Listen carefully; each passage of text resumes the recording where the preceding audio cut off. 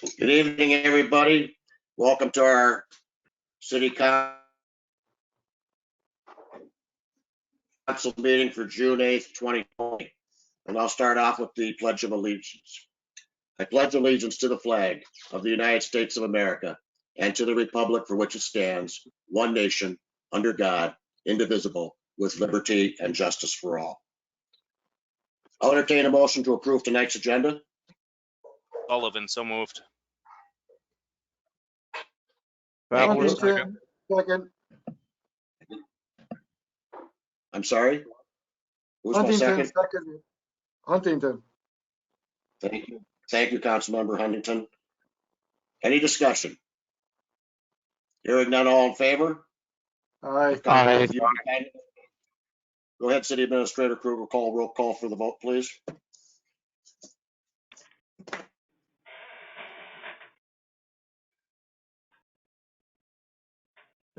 Administrator Kruger?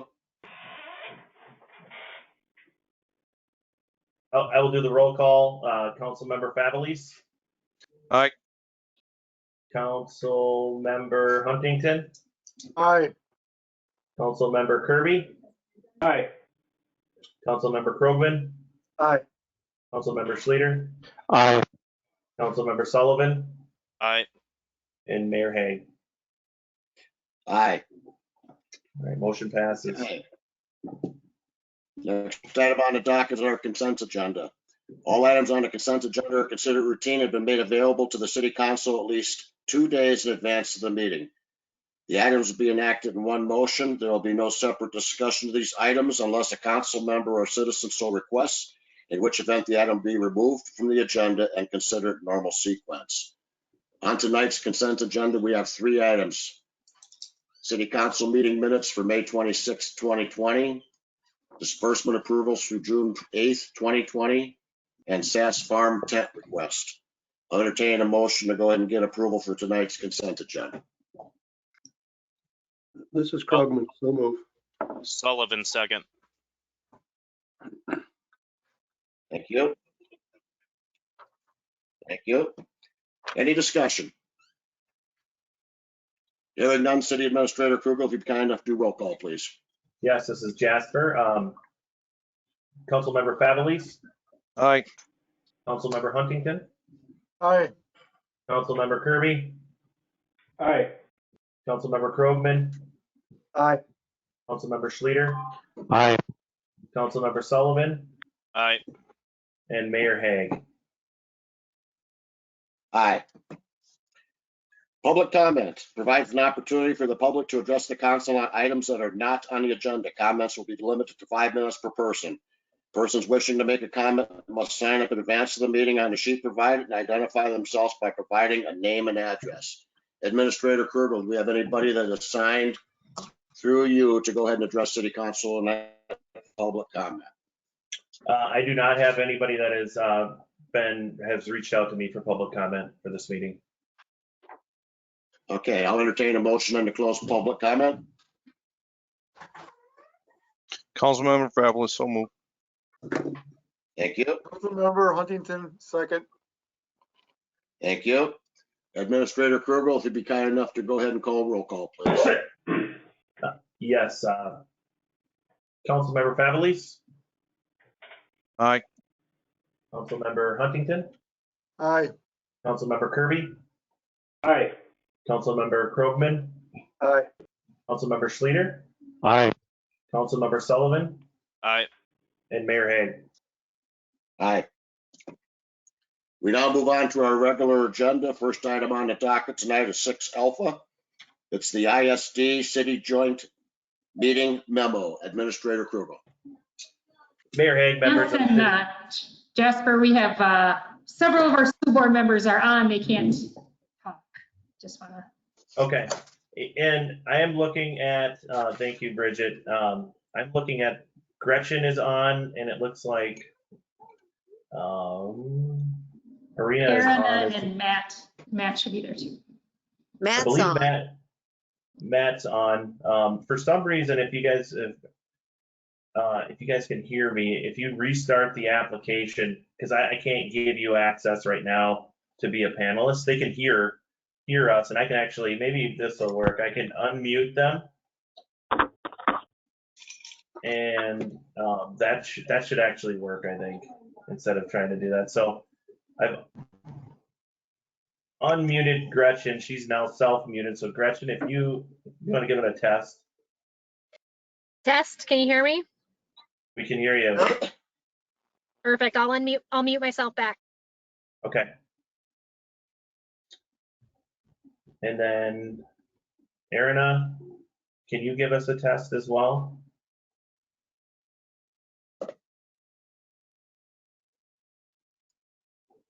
It looks like she turned her mic off. We just can't hear her right now for some reason.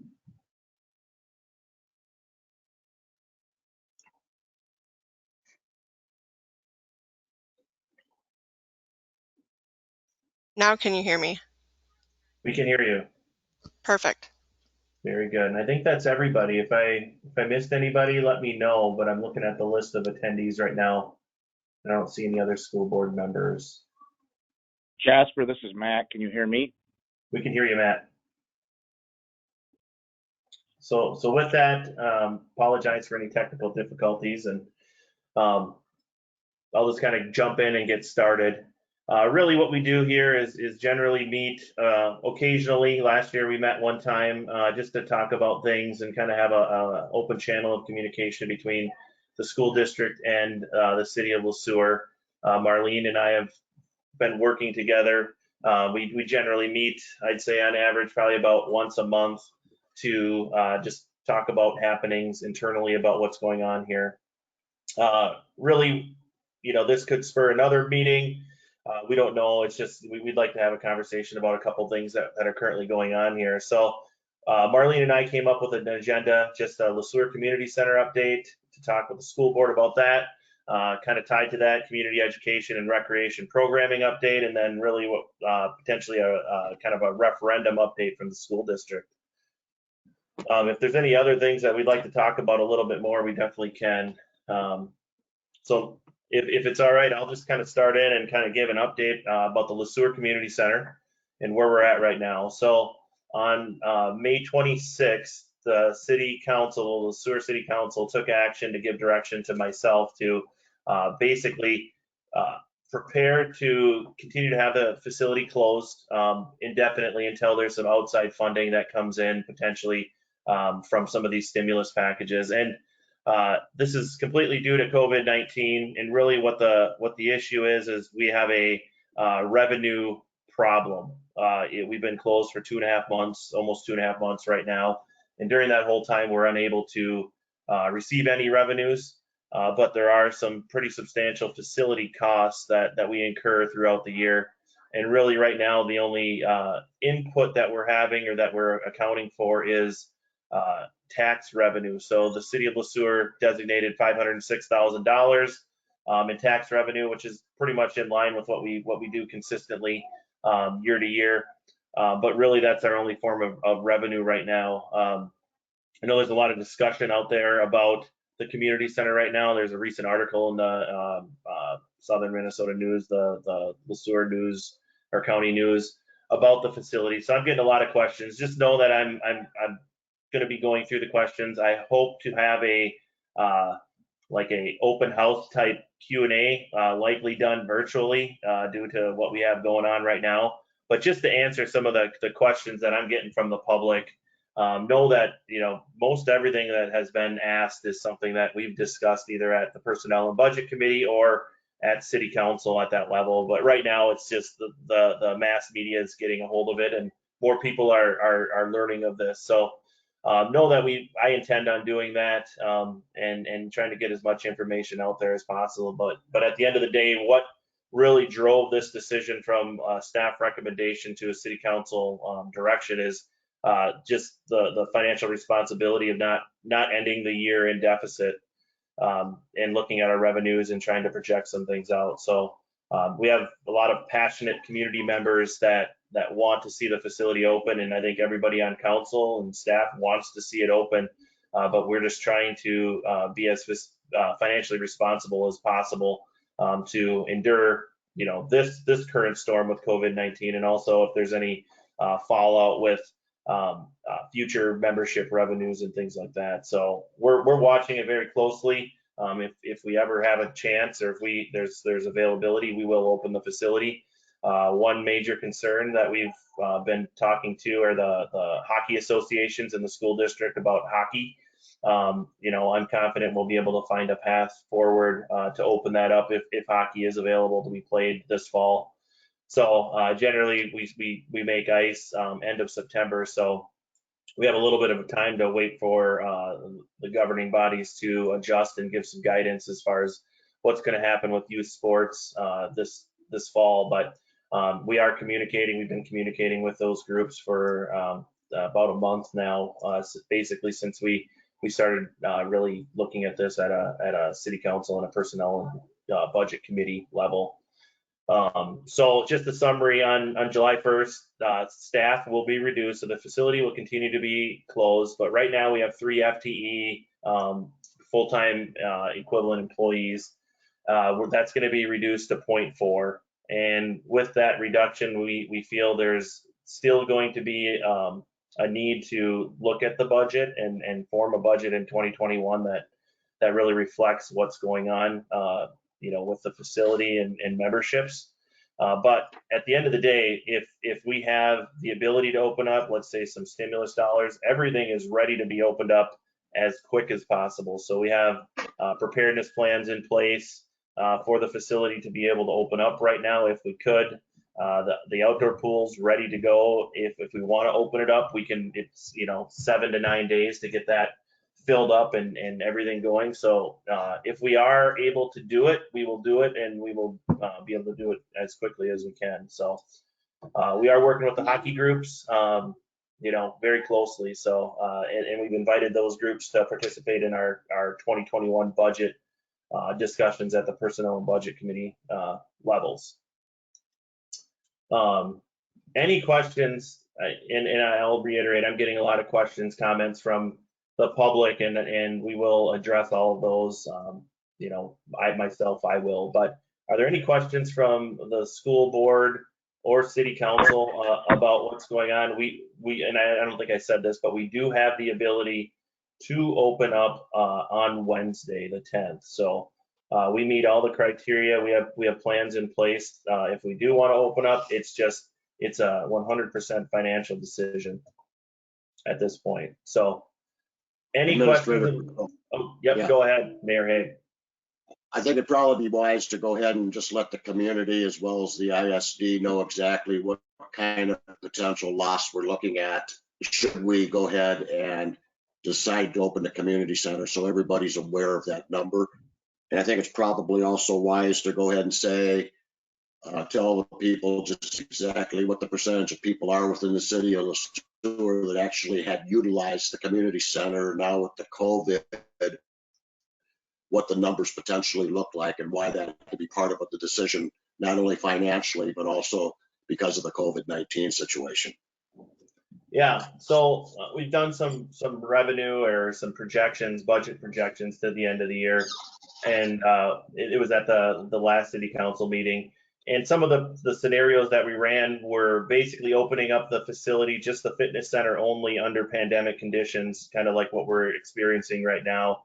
And if we would do that, because of the lost revenue in the last 2.5 months, plus we're anticipating lost revenue from membership numbers throughout the year, because the experience level will be different as far as memberships go.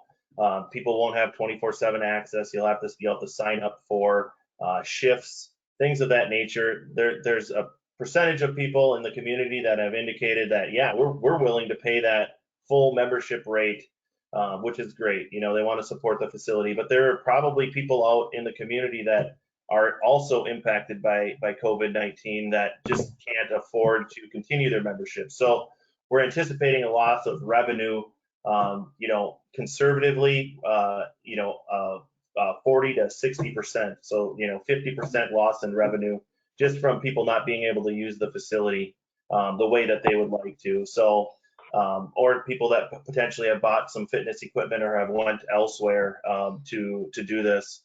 which they haven't really had that opportunity, being that everything has been closed. But you know, it's all revenue driven. Now, you know, we can choose to go into deficit.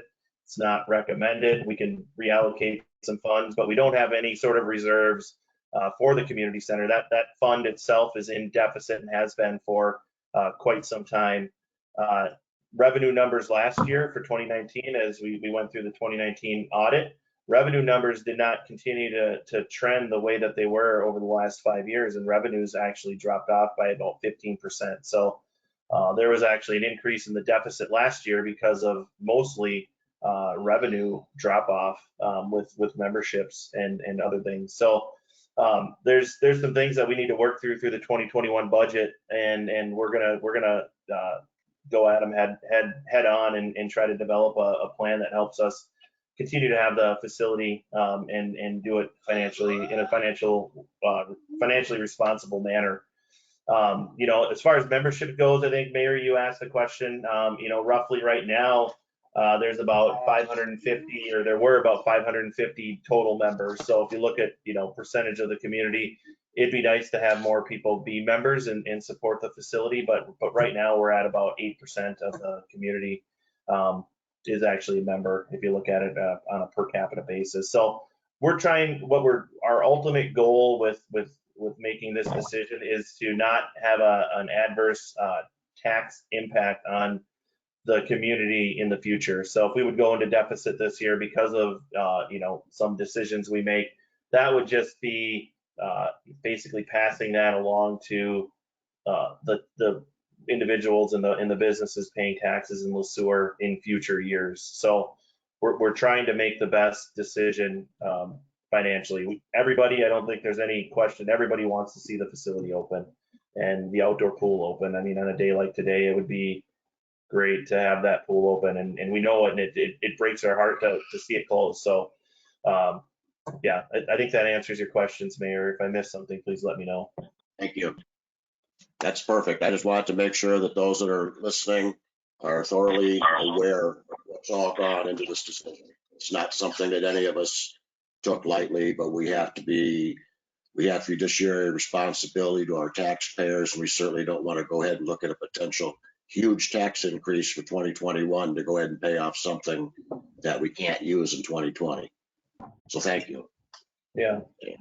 Thank you. Are there any questions from the school board on just the community center?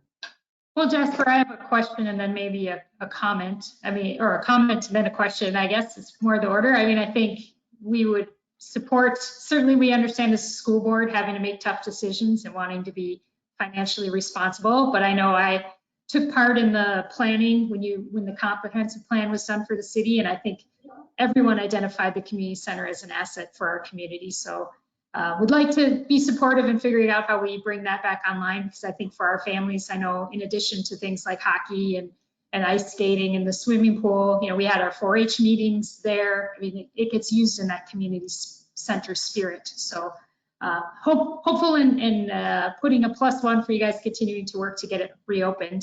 A question for you, I guess when Belle Plaine was looking at building their community center a couple of years ago, I kind of looked at the financials, and the amount that the taxpayers put in, just over $500,000, that's only really a fraction of the total amount of, right? I mean, there is some revenue that comes from memberships and stuff that also goes into that, correct? Correct. This is Jasper speaking. So right now, without capital planning, which we treat as a separate fund, if we do a capital project, like we just did a wall project, or we were looking at doing like a pool liner for the indoor pool. Those things we have as a separate fund, a capital improvement fund, but operationally we're at about $1.25 million to operate that facility annually. So the rest of the 700,000 or 750,000, we'll just use rough numbers, come from some other revenue source other than taxes. So hopefully that answers your question, but it is, you know, and we've looked at other communities, Waconia, Redwood Falls, Glencoe, that have a facility, community center, but none of them, I'll be honest, none of them are as robust as ours. They don't have as many things as ours. The ice arena, the basketball court, the fitness facility, the indoor pool. So it's hard to do. And if they do, they're a larger community. So if we're looking at like percentage of tax levy that goes to the facility, it's hard to pin it down to what's appropriate and what other communities are doing, because ours is roughly at about 18% right now. 18% of the facility is funded through property taxes. If you include capital, you're looking at probably about 24%. So it's a substantial amount of money, but you know, it's something that the community has done for years and has supported. So it's not out of the realm of being normal. So, but I too echo the concern. I mean, it is a gem of the community. I mean, people identify it, and people probably move to LeSueur because we have it. So it is important to be able to open it back up. To that point, Jasper, you've heard this from me, but most of the other people here tonight haven't. But that facility is a huge reason why my family moved here 15 years ago, and it's a huge asset to the school district. And as a parent with young children, having all those facilities as a place for kids to do things or to exercise and hang out with their friends, particularly in the wintertime in Minnesota, is a huge benefit to the community. And I think we're fortunate to have it. And I do appreciate the effort that's been made to, you know, especially in recent years, to improve things there. And I'm looking forward to working with you to get it opened again. So. Yes, Jasper, this is Marlene speaking, and I too am in hopes that we will eventually get all the centers and the pools and the hockey all opened up. It is really a good asset to our community, and it's like, for instance, when I was looking at positions, that's what I did. I searched the community and said, do we care about our kids? Is there a pool? Are there parks? Is there an exercise place? Are there things for kids to do here? Because and families, and that was key to one of the things that stood out for me with LeSueur Henderson, is that the opportunities that the community center and the community has with its parks and places to go and find family fun. So I understand the predicament that you're in, and I surely appreciate all the hard work you guys are doing and looking at all of this. And I just, anything we can do to help you, let us know, or just, I'm hoping that we can get that open. Jasper, this is Gretchen. I just kind of want to reiterate what what Marlene and Matt just said. I spend a lot of time at that hockey rink and see the amount of people that come to our communities due to our consolidated hockey program that probably wouldn't come to LeSueur if it weren't for that hockey arena. So I do think for the businesses in our town, with the tournaments we host and things like that, it's an imperative that we try to get it back on track for the fall. And if we have to shut it down temporarily to make that work, I'm full support of that. And so, but I just think that community center is vital to our businesses in town too, because specifically in that hockey season, there's a lot of people that come to town. Duly noted. This is Jasper. I too know the dynamic there with it being a draw for people that normally wouldn't show up to LeSueur. So very good. If there aren't any other questions, oh, go ahead. Sorry, this is Marlene again. Have they ever, and I imagine you have, but maybe opening one pool instead of both pools just as a temporary fix? Or is that not an option? Well, we have looked at that, and we looked at what the operating costs are for the outdoor pool, and we're getting into the nuts and bolts of this right now through our personnel and budget committee process with the 2021 budget. But really, the outdoor pool, we'll say, for example, is open for 3 months out of the year. It costs around $130,000 to have that open for those 3 months. And during that 3 months, we bring in about $9,000 in revenue. So right now, if we would open up the pool, we would likely see a deficit beyond what we're planning for right now. So what we're seeing is we have in certain cost centers, the ratio of what we generate through revenue and what it costs, it's coming to light, and we're having an active conversation about it. So a lot of those, the pools, if anybody has ever operated a pool, they're very expensive, and it's a choice to have one in the community because you never come close with your revenues to support it. So it's definitely a community supported amenity, but we have looked at it in our projection. I mean, we wouldn't be able to generate enough revenue to be able to have it open and not come out at the end of the year with a deficit for either pool. Yeah, thanks, Jasper. I understand that. I know that, in the previous town I've been a pool manager and understand that there's never a profit in it, but sometimes it's just a service for the kids and families and the community. But I understand where you're coming from. Thank you for your work and thought in this. Yeah, thank you very much. This is Jasper again, and it's going to be a continued conversation. It's going to be at the forefront of a lot of people's minds, and like I had mentioned before, I'm planning a kind of an open house Q&A to answer some of the questions I'm receiving. Hopefully, I can do that this week just to kind of get some information out there to people that isn't in the council packet or weren't following along during the process, because it's important, and there's a lot of misconceptions about what's going on at the community center right now that I want to make sure are factual. So look for that to happen hopefully this week. Sounds good. And I'll just add, if there are any questions from the school board members or city council or whoever is listening, feel free to reach out to me, and definitely we'll address those questions. I'll move on next to just rec programming and what's going on here, and then I'll kind of hand it over to you, Marlene, and the school board as far as talking about community education and the referendum. But rec programming, you've probably noticed we're trying some things out in the park right now, some activities that people can sign up for that we are charging. One thing that we're trying it right now, and we're seeing if we can kind of break even on those items. But a lot of them are silver sneakers related to get some of those individuals out into the parks. But there are a lot of youth. We're trying to hit all of the different kind of age groups with something. It's difficult because it's just they're not the normal things that you're doing. We're doing some chalk events, silver sneakers events, things like that. But we're hopeful that people are ready to start getting out and participate, and we can kind of gauge some interest there. But really what we're trying to do is just have these programs break even, and then we can offer them.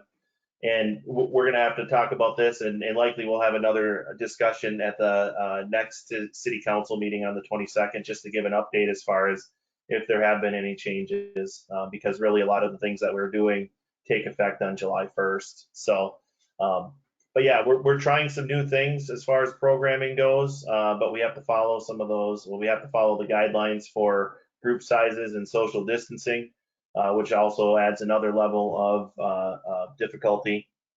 But all normal programming has either been canceled or postponed. We're not putting out a brochure this year, summer brochure, just because of that. There's so many unknowns.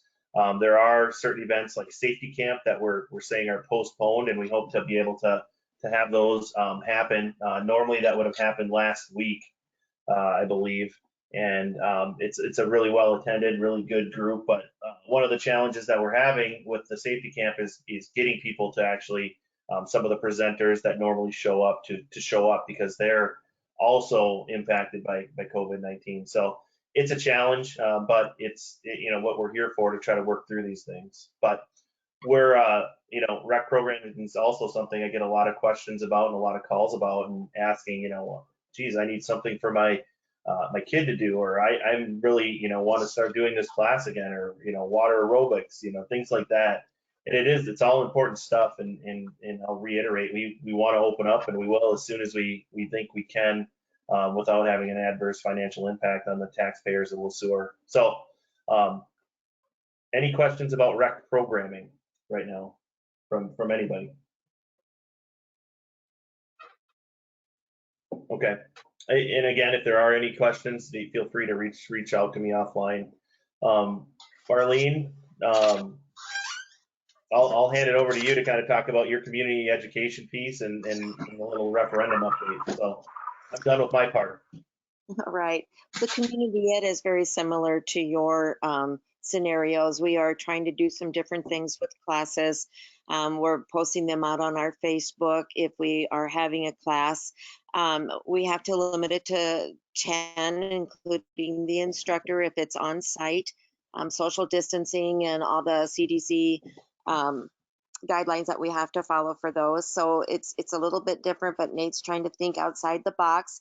He even has and Bridget can speak to this, a fundraiser walkathon or runathon where you can go to different cities in the state, trying to do some different things to keep people involved and active and sending out ideas to families. But it definitely looks a little different right now. Did you want to speak to that a little bit, Director Tech, for the fundraiser that Nate's doing? Because I know that you put it on Facebook.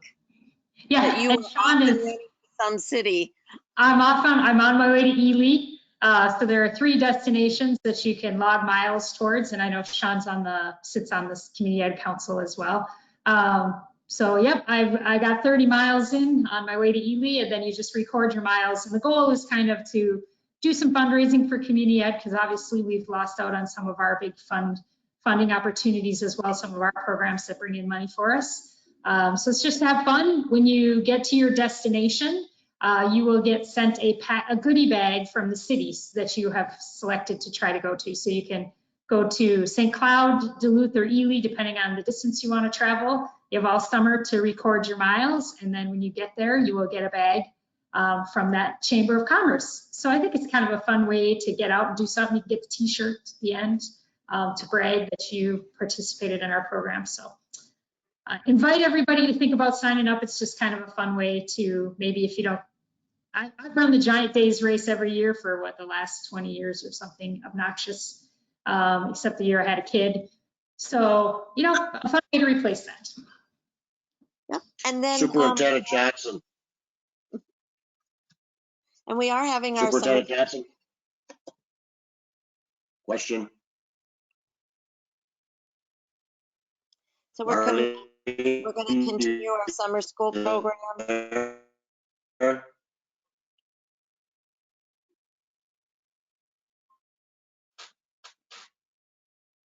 Did we freeze? Oh, there.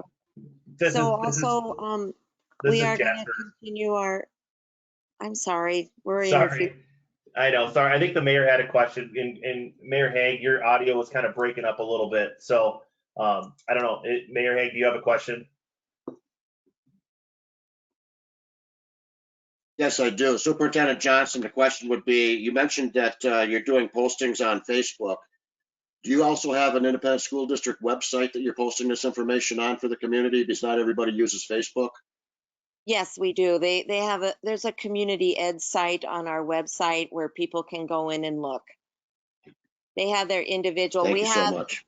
Yep, we have one for our regular, and we have one, he has a link for community ed. Thank you. You bet. We also are offering our meals throughout the summer. So this at 11 o'clock, people can come in and pick up their lunch. And then at the same time that they pick up their lunch, they can pick up the breakfast for the next morning, so they don't have to make 2 trips. So we're continuing to offer that through the summer. And then our summer school is geared for students who are with special needs that need extra services through the summer, so they don't lose their learning that they had during the school year. So we are not doing on-site summer school. We could do a hybrid where part of the day was on-site, part of the day was distance learning. But we decided to do distance learning with the opportunity that if a child is struggling and just needs to touch base with a teacher, it would be in their individual education plan that they could come in and meet with the teacher maybe one day and then go back to their distance learning plan. So that's kind of the summer learning going on through the district for the school.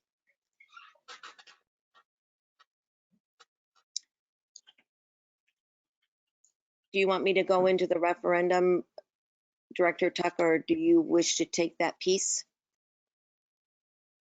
Oh, sure, I'm good with you, Dr. J. Go ahead. Okay, so for the referendum, as you know, we started over and decided to stop our services with UNESCO, who we were working with, and we hired Cross Anderson as our construction manager team, and we hired Wendell Companies as our engineer team. And we are just beginning to start working with them to determine our next steps for the referendum. We are talking about, we've talked about the information that was gathered through the first task force. And now we will be meeting with the board and determining our next steps on how we want to handle the next information gathering from our community, whether if that'll be an additional task force meetings with more members on it, or if there'll be small groups of various components like farmers or business and parents, or if we want to enhance and get more numbers on a task force and restart that back up.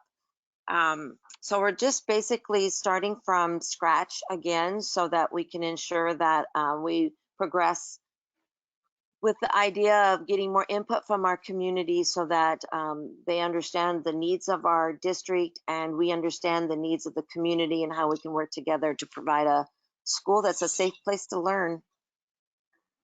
Any additions from the school board directors that want to add to that?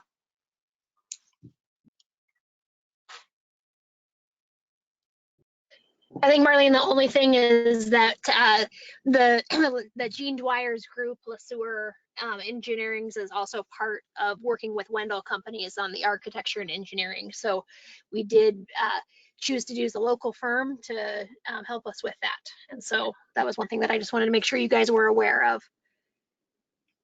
Thank you.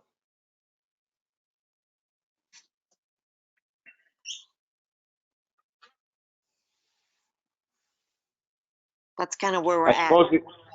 Yeah, I suppose the one other thing that I would add is, I think the last time we met about this, we were talking vaguely on some timelines, and those timelines are certainly been pushed out, I'd say at least 9 months at this stage from what we discussed the last time.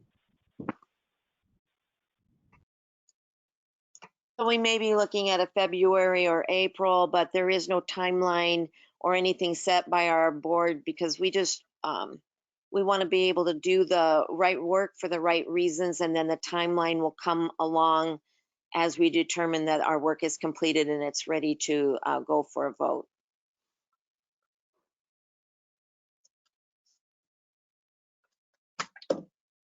And to add one last thing, the reasoning behind that really is generated from the fact that we have switched, and we've switched consultants and engineering groups. So we're not starting over by any stretch, but we are definitely taking a step or two back and reassessing some things.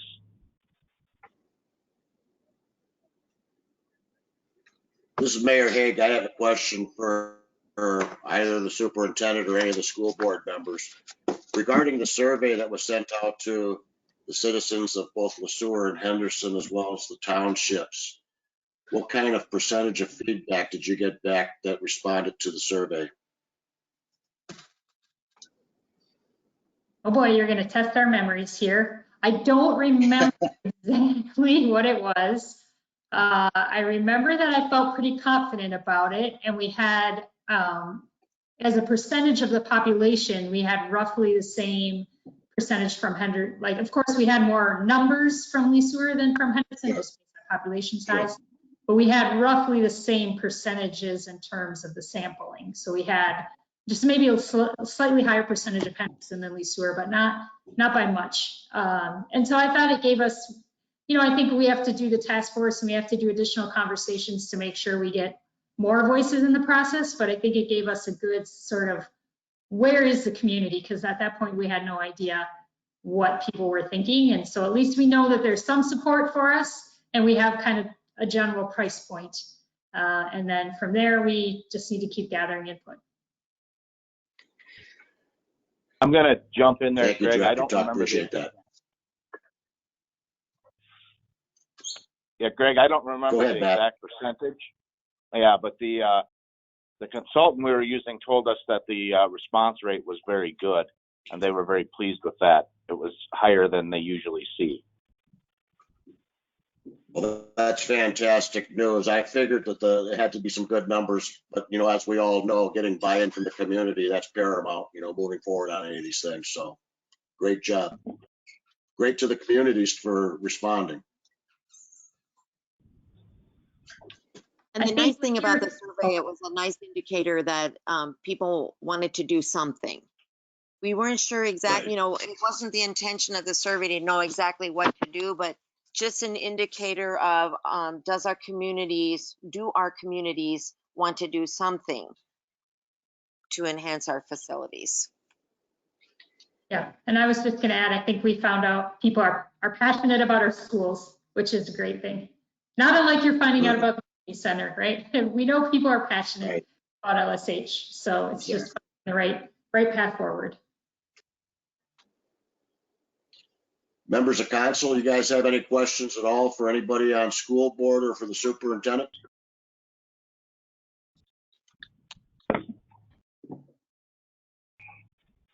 On behalf of the city council, we appreciate you guys partaking in this meeting with us and giving us an update. And we're a team, we work together, so we appreciate you know, having these meetings from time to time and, you know, keeping abreast of what's going on in your world and us filling you guys in a little bit of what's going on in our world, so that mutual assets like the community center and the different avenues that we tend to spend considerable time in together, we can all learn from each other. So thank you so much for dedicating some time towards us tonight. And thank you as well. And I really do appreciate the ability to meet with Jasper as well each month. It really keeps us connected as well. Have a good evening. Thank you, Superintendent Johnson. Yeah, thank you so much. Thank you, City Council. Okay, we're going to go ahead and move on to 6 Bravo, CASA 36 memo. Administrator Kruger, please. Mayor Hague, members of City Council, as we're in the midst of construction season right now, what is going to be discussed is a timeline to continue this into 2022 and 2023 related to South Main Street, I'll call it. It's a little bit easier than CASA 36, which most people probably don't know where that is. But the Main Street area, it's a county road, similar setup. But really, to get the planning started, we need to get going right now. And what we have is our city engineer, Corey Beanfang, to kind of give a presentation on what that proposed timeline is, and really just to solidify that city council knows that the city's talking with the county to move this project forward. So with that, I'll turn it over to city engineer Beanfang. All right, I appreciate it, Jasper. Good evening, Mr. Mayor, City Council. So really, Welcome. you know, kind of, thank you, Mr. Mayor. So, you know, stemming right off of our meeting last week or 2 weeks ago, the last council meeting, adopting that 10-year streets plan, the first priority was South Main Street. And just acknowledging then within that plan, a build year, a construction year of 2022. I think we're right in line, but I think it's prudent to start discussions to get that project scoped and at least be able to you know, I start design and start taking some of the necessary steps to deliver that project in 22. To kind of put it in perspective, it took about 3 years to deliver Trunk Highway 112, and I wouldn't anticipate a project. This is obviously a smaller size project, so we're not targeting a similar time frame, but it takes a good 18 months to deliver a county, you know, state aid project like this. It's certainly not a small project in size, so I think that's really the reason why we wanted to talk about it tonight and start those discussions. So I think the goal would be is by the end of summer, we would have a cost participation policy or a cost agreement between the city council, at least at staff level, that we would bring back then to the council for consideration and essentially approval to move forward with. And then that really kicks off then the formal project timeline, starting then this fall with the ordering of the preliminary engineering report. I think we've learned with Trunk Highway 112, the benefit appraisals take some time. And so we would then initiate that process and then sort of, start the delivery, being able to put a conclusion to preliminary design, late 2020 or early 2021, and then leave us a good portion of 2021, almost a year then to finalize that design, move forward if any right-of-way is needed, have those touch points with the public to set us up to have an early 2022 bid. And I think we found with Trunk Highway 112, we really hit the bidding market just about ideally. A January, February bid puts you in a competitive place. It also allows you to have approvals and things in order so that when the weather does turn, you get that favorable spring start, which we certainly took advantage of this year.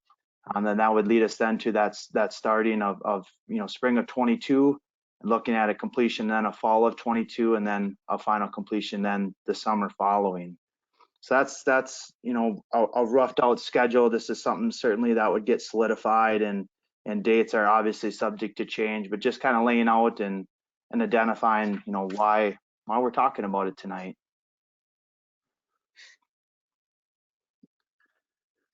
So next slide, Jasper. So I think the intent then, just to reemphasize what the ask is we just wanted transparency in understanding that with the approval of the CIP, is certainly the first couple projects that are the highest on the priority are the continuation of focusing on the county roads and South Main Street. As you might recall, we're doing some utility repairs here this summer to get that project, I don't want to say limped along, but at least to ensure that the utilities and the infrastructure survives the next few years. But identifying that this is a priority, and so what we'd like to do is discuss with the county, confirm the cost participation. I think it's going to take a very similar approach to what CSAT 22 has, and that the county would pay for the roadway and cost participate in the storm, and then the city would be responsible for the sanitary, sewer, and the water main. So I think getting all that on paper and in a format that the council can review and approve and move forward on, that's really what our objective is. So this request tonight is just to make sure that the council knows that we're having these discussions, and this is something that is already the county's aware of. This isn't something new necessarily, and then allowing us to bring something back that is able to then be formally voted upon, and an understanding of what the project costs would be, and a better perspective of the timing. City Engineer Bing Fang, Mayor Hague, question for you.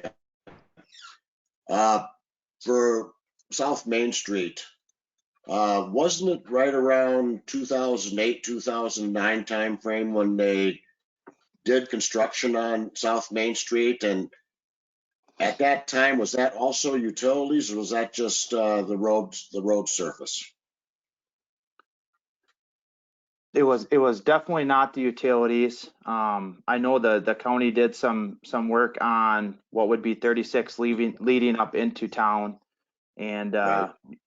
with my kind of taking over of roles, I was shared that there was some discussions. I don't know how far back about the reconstruction of South Main Street. And I just think at the time that the city wasn't in a position to invest in those utilities, knowing full well that that's ultimately what was the best solution, was to do a full reconstruction.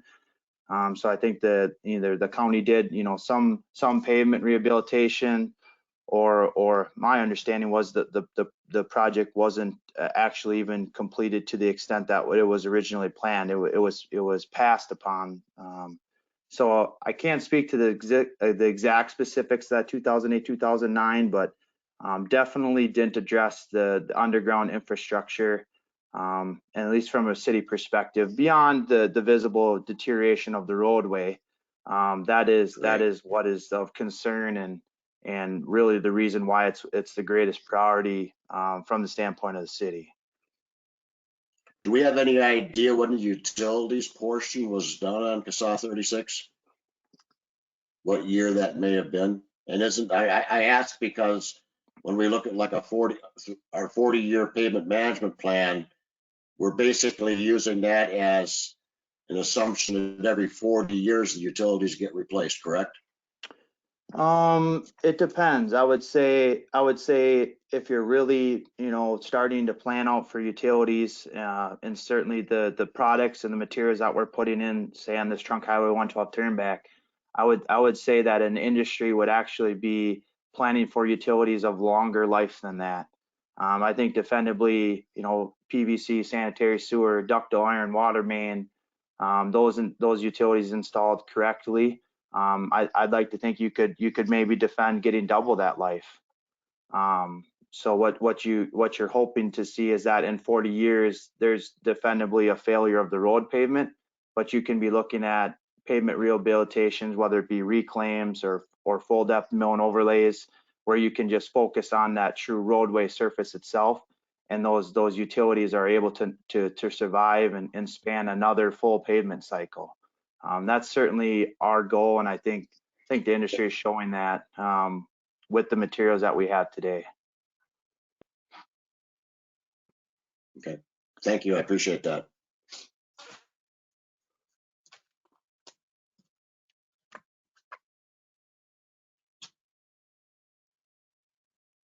Anybody else from City Council have any questions for our city engineer?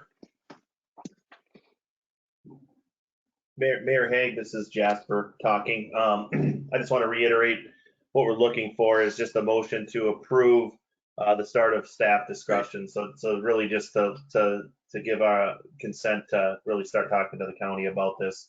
No formal approvals related to anything specific, but just acknowledging that we're going to start talking to the county.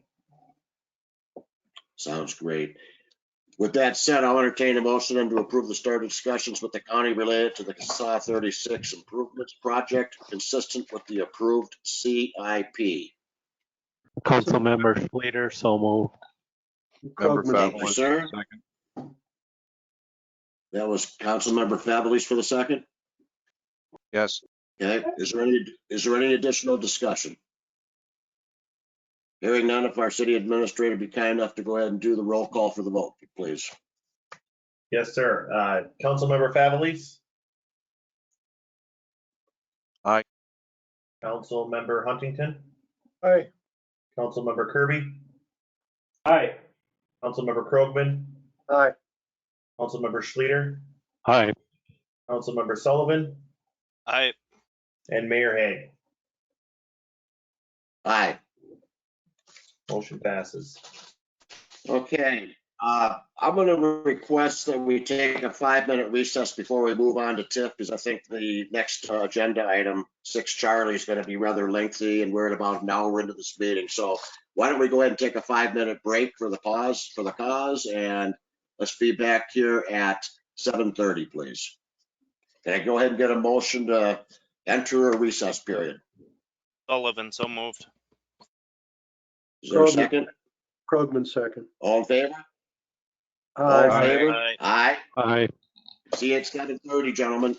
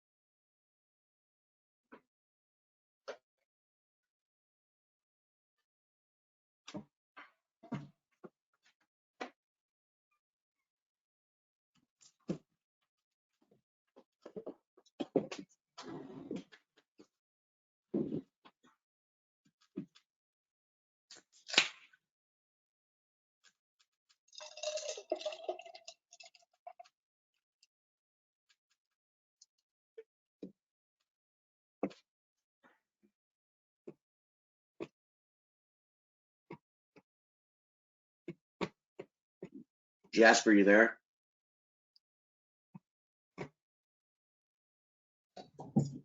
Yes, I am. Okay. Okay, is everybody coming back? Yep.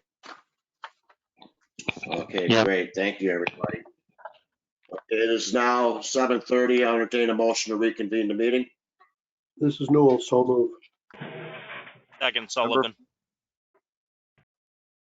Thank you, sir. All in favor? Aye. Aye. Aye. Aye. Thank you, everybody. Okay, so our next item on the docket tonight is 6 Charlie. It's a call for a TIF public hearing, resolution number Romeo 2020-11. Administrator Krugel. Mayor Hague, members of City Council, as you are all aware, there was a grant awarded for the redevelopment of the mall site here in Sueur to a tune of about just over, I believe, $850,000, $860,000. What we have before you today is scheduling the TIF public hearing, and what that is TIF tax increment financing. It's a way to reinvest tax income into the property itself that's being developed. And what we're doing right now is setting that TIF public hearing. So the public hearing needs to be set. In order to do this, we need to publish it, invite the public in to give their comments about the TIF, because it doesn't necessarily it doesn't take away any income we're getting right now, but what it does is it looks at what the difference is between the current condition of the property and what the developer is going to do, and there are that amount that is the difference can be dispersed to the developer using TIF. So there is a request from the developer for TIF that's always been kind of on the table for anything that potentially could have happened at the mall site. But what we're looking at is calling that public hearing. And with that, I'll turn it over to the Community Development Director, Samantha DiMaggio, to give an update to City Council and go through this process. Welcome, Director DiMaggio. Thank you, Mayor Hague. Thank you, Jasper, for that good introduction. As Jasper said, what we're asking for tonight is not for you to actually vote on the TIF. That's not what we're asking you to do. We're just asking to schedule a public hearing. So we're asking that this public hearing would be scheduled for July 27th, 2020 at 6:30 p.m. And so what we are proposing right now is the TIF that we're looking at would be a 26-year TIF. The city would maintain 10% of that TIF for administrative costs and to pay any consultants, any attorneys. We're having a development agreement drafted. Those would come out of the 10% that we're keeping. And so the developer over 26 years would get $452,864. So if you figure out how much annually the developer would get, it's approximately $17,417 a year. So another interesting thing about the TIF, and we'll talk more about it at the TIF hearing, but this is the kind of value of today's money. So this developer will only get paid so much per year. So they have to pay all the carrying costs associated with any loans that they take out. That's their responsibility. So if for some reason the developer does not move forward, if they don't do the work that they've promised, if it doesn't generate the taxes, then they won't get the amount. This is just a proposal.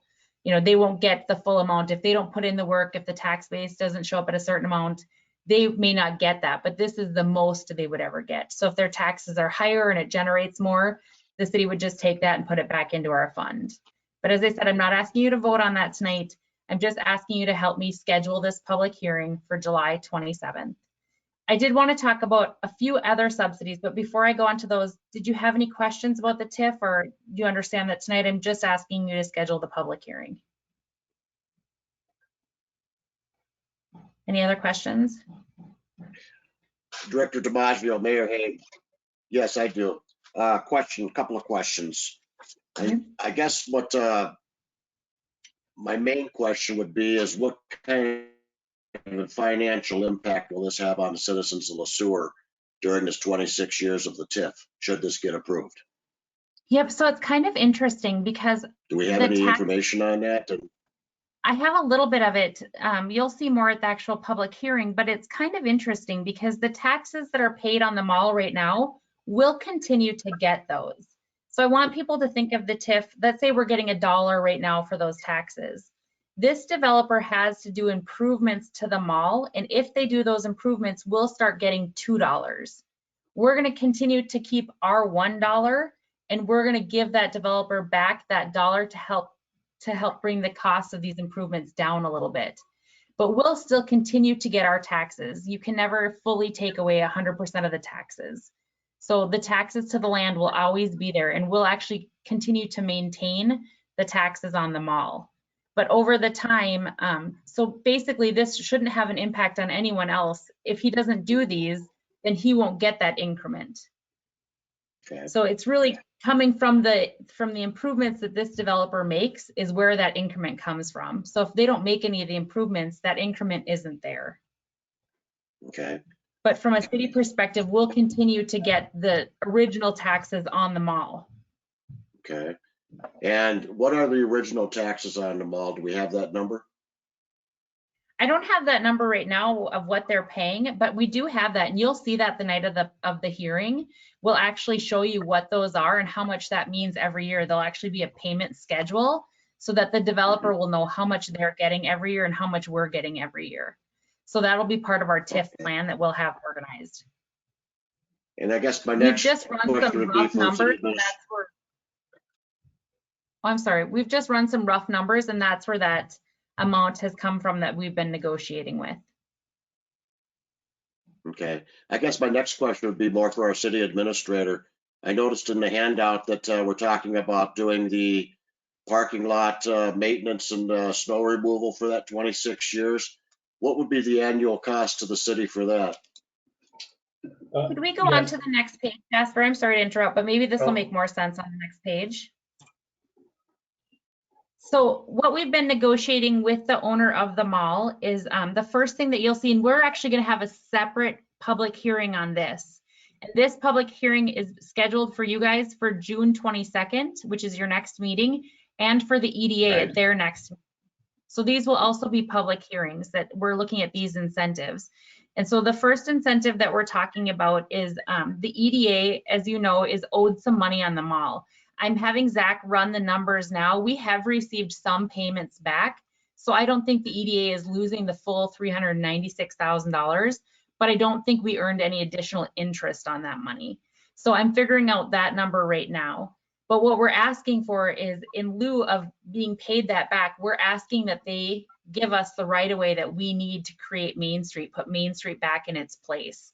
So the developer was a little bit, I don't know, taken back, I think, when he realized it's around 22,000 square feet that we're asking for back.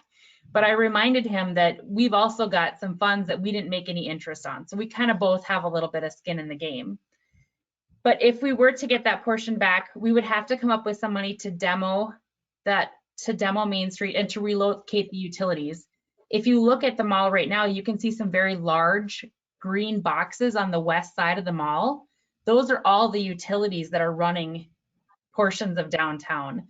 So we're internally working on how can we move those utility boxes. We're looking at potentially putting them underground so that it won't be such a huge expense to relocate them. But next does come about the parking lot for the dollar. So this kind of came into play where he was thinking, well, I'm going to lose some space, 22,000 square feet. What am I going to get back? So he would like to have this parking lot as part of his ownership. For the last 40 years, we have not gotten any tax money on this parking lot because it has been a city-owned parking lot. We have paid the maintenance on this parking lot. We have paid the snow removal costs. We've paid everything associated with it. So the developer is worried about trying to figure out how to get rid of that snow. So we're negotiating with him not to actually plow the parking lot, but to have him build, put a pile of snow that we can haul away.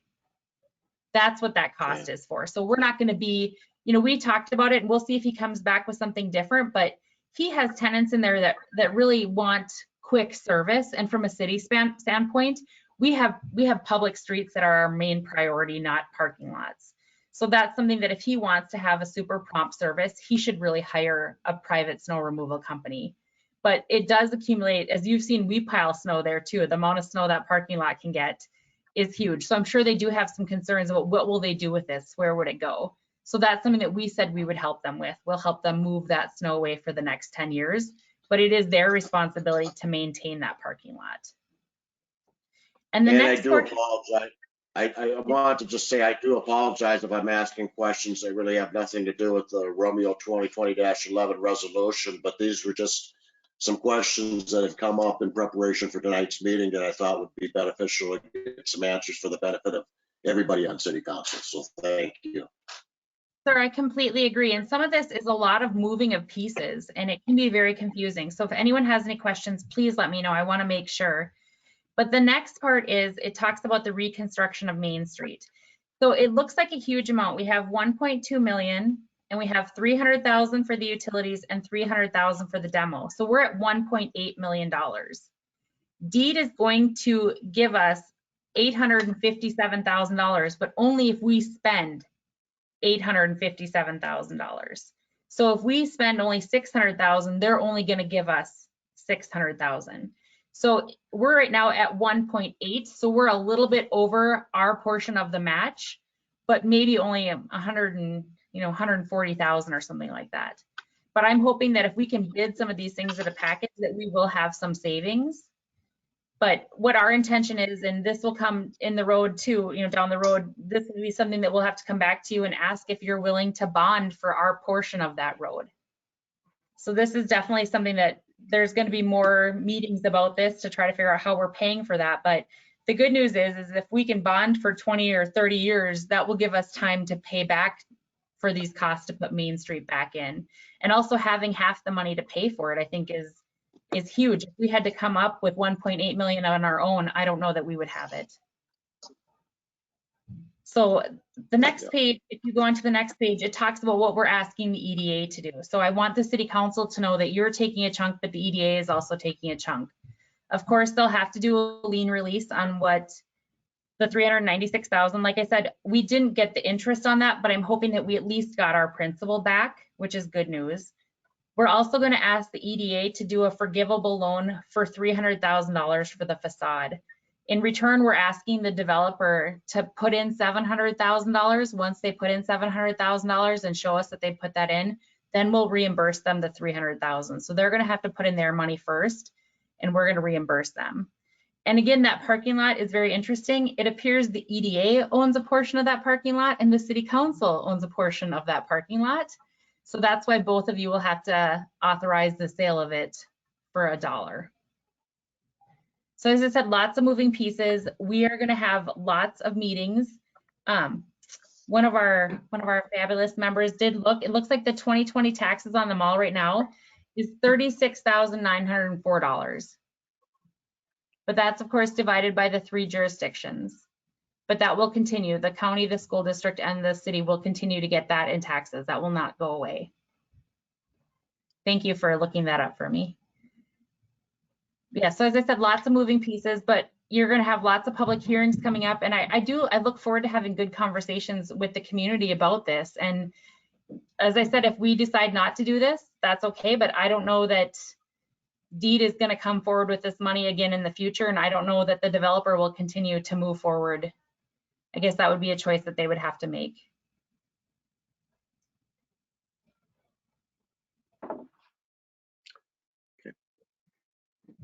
Mr. Mayor, this is Councilmember Krogman. Any questions for Director DiMaggio? Yeah, this is Councilmember Krogman. May I? Councilmember Krogman, please. The question I have, Sam, is this. You've got a 90% TIF shown there. So the TIF is really another 10%. So it's over 500,000. Is that correct, first of all? It's just shy of there. I think it was $472,000 in total. But we're going to maintain some of it to help pay for staff's time and any consultants' time. But yeah, that is what the 90% will come down to. And we look at the cost of money. I think the cost of money over time, what the real cost of money is after they pay any carrying costs on that money, I think the cost of money for him is around $280,000. So he doesn't really get the full $452,000 because of the carrying costs he'll have to pay. but that's something that he'll have to figure out. Okay, now, I'm a little, I want to make sure we understand this, both as a council, EDA, and of course, the public. If the increase in value is more than that, what happens? Do we get the benefit of the extra taxation, or are we? We do. 26 We do. years frozen? We can keep it. Yep. As a city, we can keep it. We're going to create a development agreement that you'll see and approve that's going to tell him this is the max that we're going to pay you over 26 years. So if you end up paying higher taxes than that, then that goes to the city, the county, and the school district. They will get to keep that money. And if it's less, then they take the lesser amount. This is the maximum that we will give them. Understood. And that, if you think about that in terms of inflation, 26 years from now, we'll be collecting more taxes. It may be the same value to us because of inflation, but that's good protection for us. So thank you. Thank you for asking that, sir. It's an interesting, tax increment is an interesting concept when you have to look at, like you said, with inflation and the cost of money, what is that value? It's not as much, I don't think, is what people think it is. Anybody else have any questions for Director DiMaggio?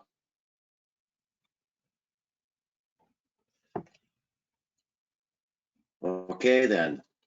I'll entertain a motion to request comments from City Council on the proposed term sheet along with the approval of resolution number Romeo 2020-11, a resolution calling public hearing on the establishment of the Valley Green Square Mall Tax Increment Financing District number 20 within the City of Sueur redevelopment project area and the approval of tax increment financing plan related thereto.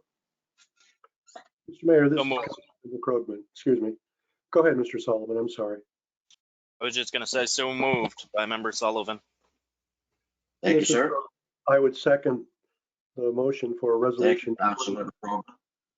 2020. Any additional discussion? Hearing none, if I can get our city administrator, go ahead and call the vote, roll call for the votes for the TIF public hearing resolution number Romeo 2020-11.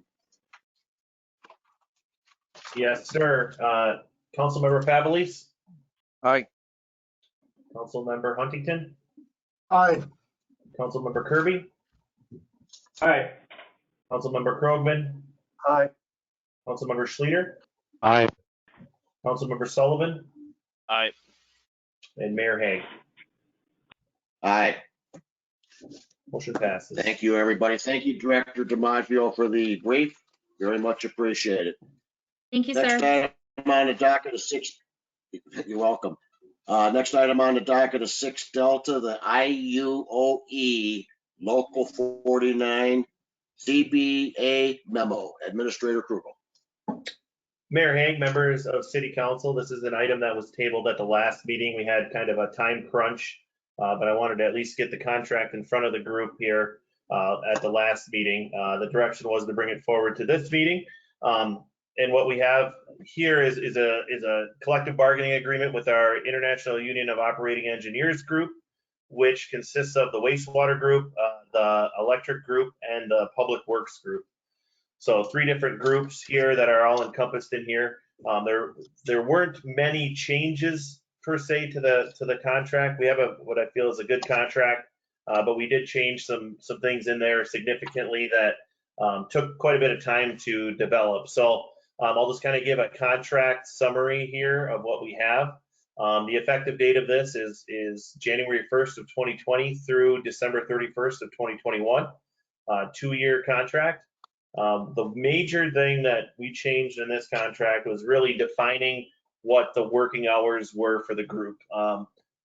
What was defined in the contract previously and what was practiced, for the last 5 years, didn't necessarily match up in all cases across all groups. So what we're doing here is just making it consistent. We're trying to be as transparent and easy as possible to say that, if you work from this time to this time, here's what you will get paid. So what we've done is we've broken it up into regular pay, shift differential pay, which is a 5% increase in their normal pay, and then there's the 1.5% regular overtime pay. So at any time, if any employee works, well, Monday through Thursday over 8.5 hours, or Friday over 6 hours, they would also get overtime. But if they were scheduled, let's say from 4 a.m. to noon, an 8-hour shift, or 4 a.m. to 1, we'd know what percentage or what hours they would get shift differential for and what would be regular pay. So really, I think clarifies a lot of questions.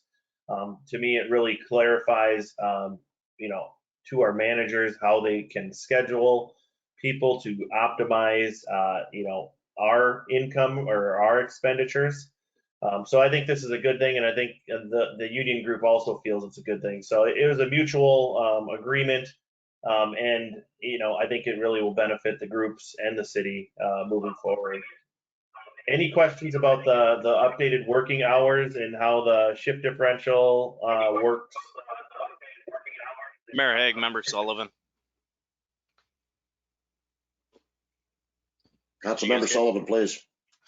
Jasper, so this is effective 1/1 of 2020. So are we back paying, or how are you guys going to figure out the differences back to January 1? So we would be back paying. Yep. So right now we've been lucky we didn't have many snow emergencies, because really that's where the shift differential will come into play. But we'll be kicking this over, if approved, to our payroll people to figure out what any back pay would be. And I anticipate you're kind of talking about the COLA too, back to the beginning of the year is when that would be backdated to. Okay. Mr. Mayor, this is Councilmember Any other? Krogman. Councilmember Krogman, please. I'll ask the city administrator just to clarify two things. In the written packet, there were two errors that I know you're going to correct, but I think we need to state them before we go to any kind of a motion. One is the date in the beginning said something about January 2018. Obviously, it begins January 1, 2020. That's correct? Correct. Yep. That I've updated that on the final version. Correct. Yeah. Another one, it's sort of minor, but just to be clear, in 8.3 in the third line, there was some typographical errors there. The last two words were Wilt discusses, like Wilt Chamberlain discusses, and it should be will discuss. I know you're going to make that correction, but I think we need to have that clear, because we're going to be looking at the whole contract. Correct. Yep. Those two grammar errors were changed, and that timeline was changed. So yes, that is included on the new agreement. Thank you. Anybody else? All right. I'll move on to the next page with the contract summary. As I alluded to before, 2020 and 2021, we negotiated a 2.5% cost of living increase. This is always a sticking point with these groups. Generally, they try for more. We recently conducted a market analysis. We've adjusted that pay range accordingly based on that information.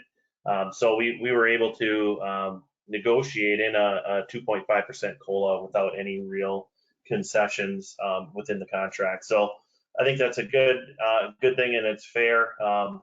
If there is an issue, let's say 2021's a tough year and we get LGA cut, and let's say electric revenues are down 40%, we do have the ability to request a meeting to renegotiate these terms.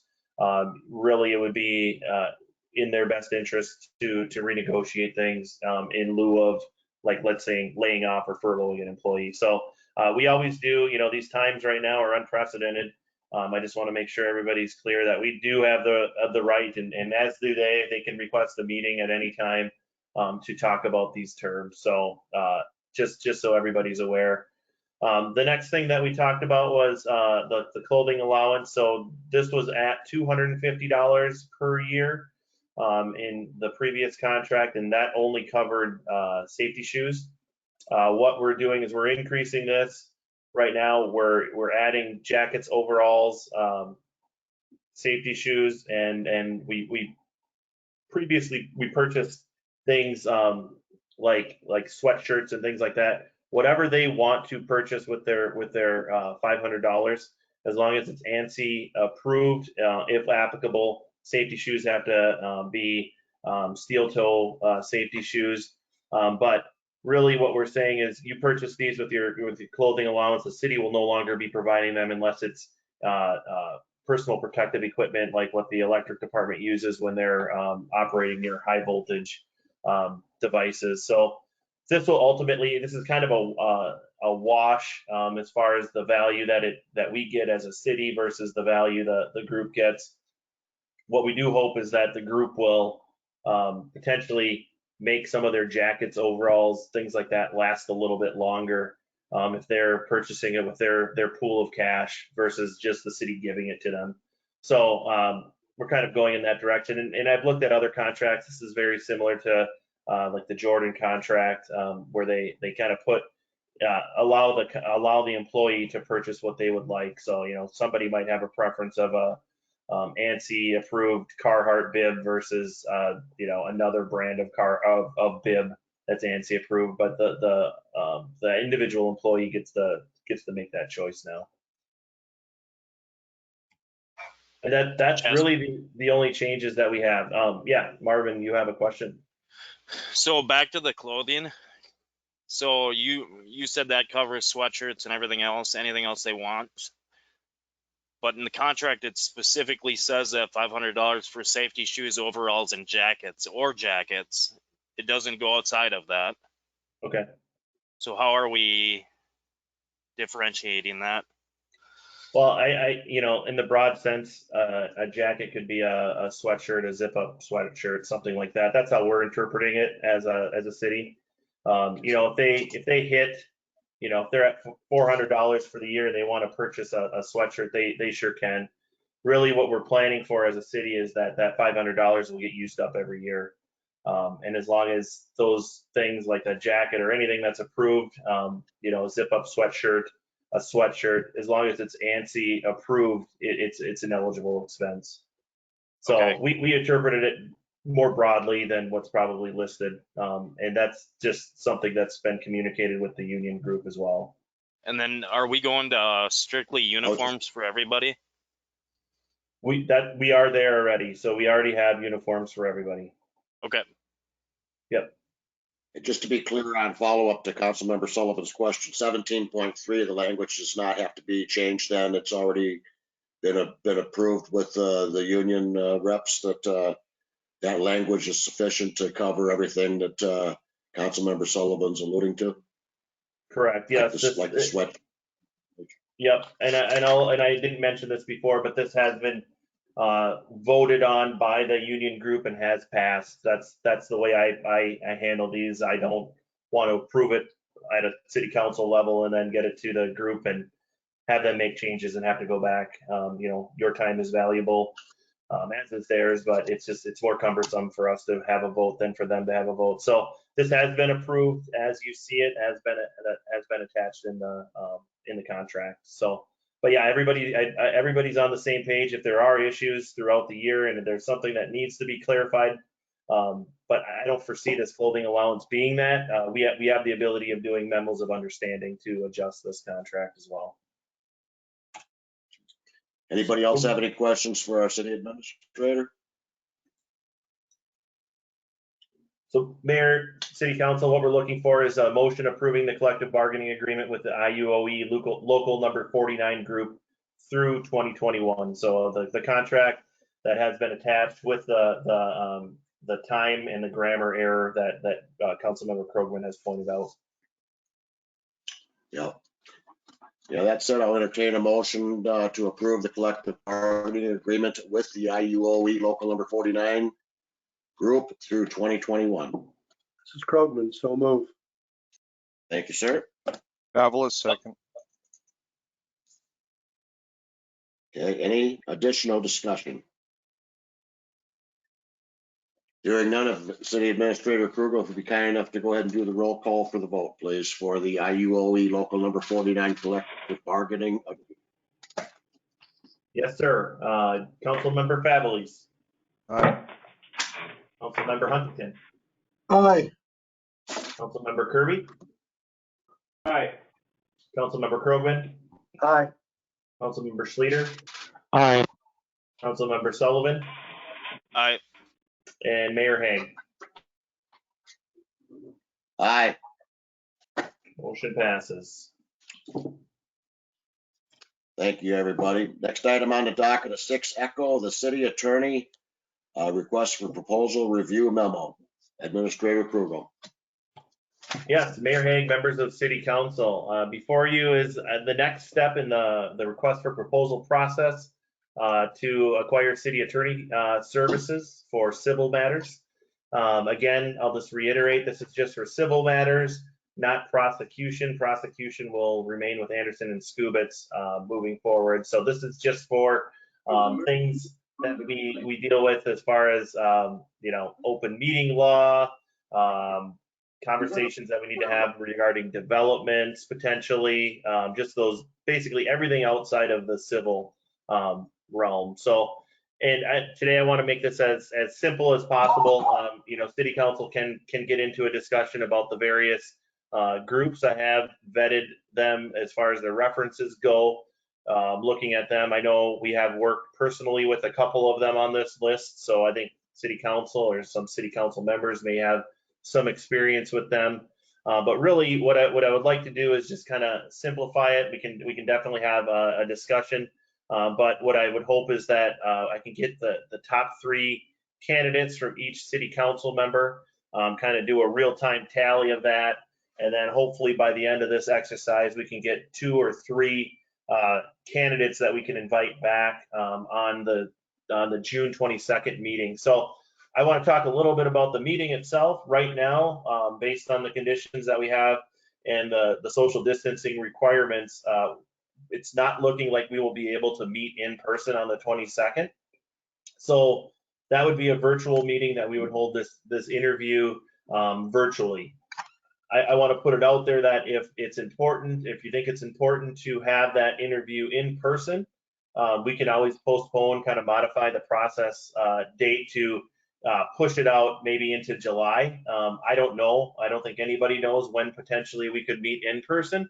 But just know that we do have that option if City Council feels it's important to actually have a face-to-face physically with any candidate. So I'll just put that out there. But we did receive the candidates. We did receive 6 RFPs or proposals, which is great. It's more than I expected, frankly.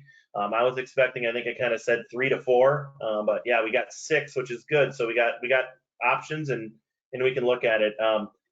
Looking at the RFPs, I have a general kind of summary of the rates. But really, the rates, there is a range, a fairly significant range, I would say, in rates. But really, I think looking at it, yeah, a fit is probably more important than the actual hourly rate. And by fit, I mean how comfortable City Council feels with them. Breaking up, Jasper. Oh, sorry. I'll maybe let my internet catch up or something. But let me know if you still have issues hearing me. But I'll talk a little bit about fit, and it's important that this group fits because they could be working with City Council intimately on a bunch of different projects. So that's important. And I can't remember what council member it was that we were talking about this, and really if you might pay a little bit more per hour, but it might take them less time if they have the experience to get that work product done. So at the end of the day, it's likely a wash as far as the experience level goes. So keep that in mind. But tonight we don't really have to get into this too much as far as that goes. I think the proposals speak for themselves. I think that there's enough information in the proposals themselves to kind of get a short list for me to reach out and invite some individuals back. The reason I'm recommending 3 is that if we, let's say we request 3 come to an interview, maybe 1 will drop out. I don't know. I don't anticipate that, but that could happen. And then we would only be, if we would only pick 2, then we'd only have 1 candidate really coming to the interview, and that's not probably as productive as it could be. So that's why the recommendation is for 3. So I'll entertain any questions right now about the process, but I think after the questions, if there are any, I'll move in and I'll just kind of randomly select a city council member and just kind of get some information as far as what your top 3 are. And I'll just compile that information kind of in real time and then get back to you guys and let you know where we're at. So are there any questions about the process? Any questions about the proposals? Anything that we want to talk to before I do a verbal tally of the top candidates? Mr. Mayor, I do have a few questions. This is Councilmember Krogman. Councilmember Brogan. Thank you, sir. Jasper, some of these things are kind of, some of us know. Councilmember Brogan. I thought I'd double check. First of all, explain please the relationship of legal services for the city, that's us as a city council, and the EDA, because it would seem to me at times we're going to be working on the same project. Good example would be the mall. What is the relationship? Do we have one agreement? Can either group do whatever it wants? How do we work this out? Yes, Councilmember Krogman, very good question. This is Jasper, by the way. So right now, the way the EDA bylaws are written is that the city attorney will be the EDA's attorney in general. So then that's the way we practiced it for generally in the past.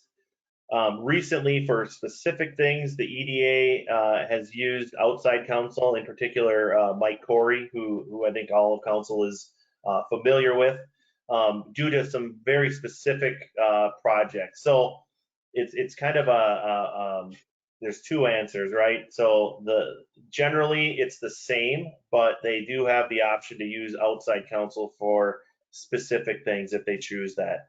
I feel if any of these groups that we have here, it would be more than likely that they would be the general counsel and the most heavily used counsel for the EDA and city council for civil matters. Thank you. Let's go to another one. When we hire a firm, well, we're not going to really hire them. We have an agreement with them.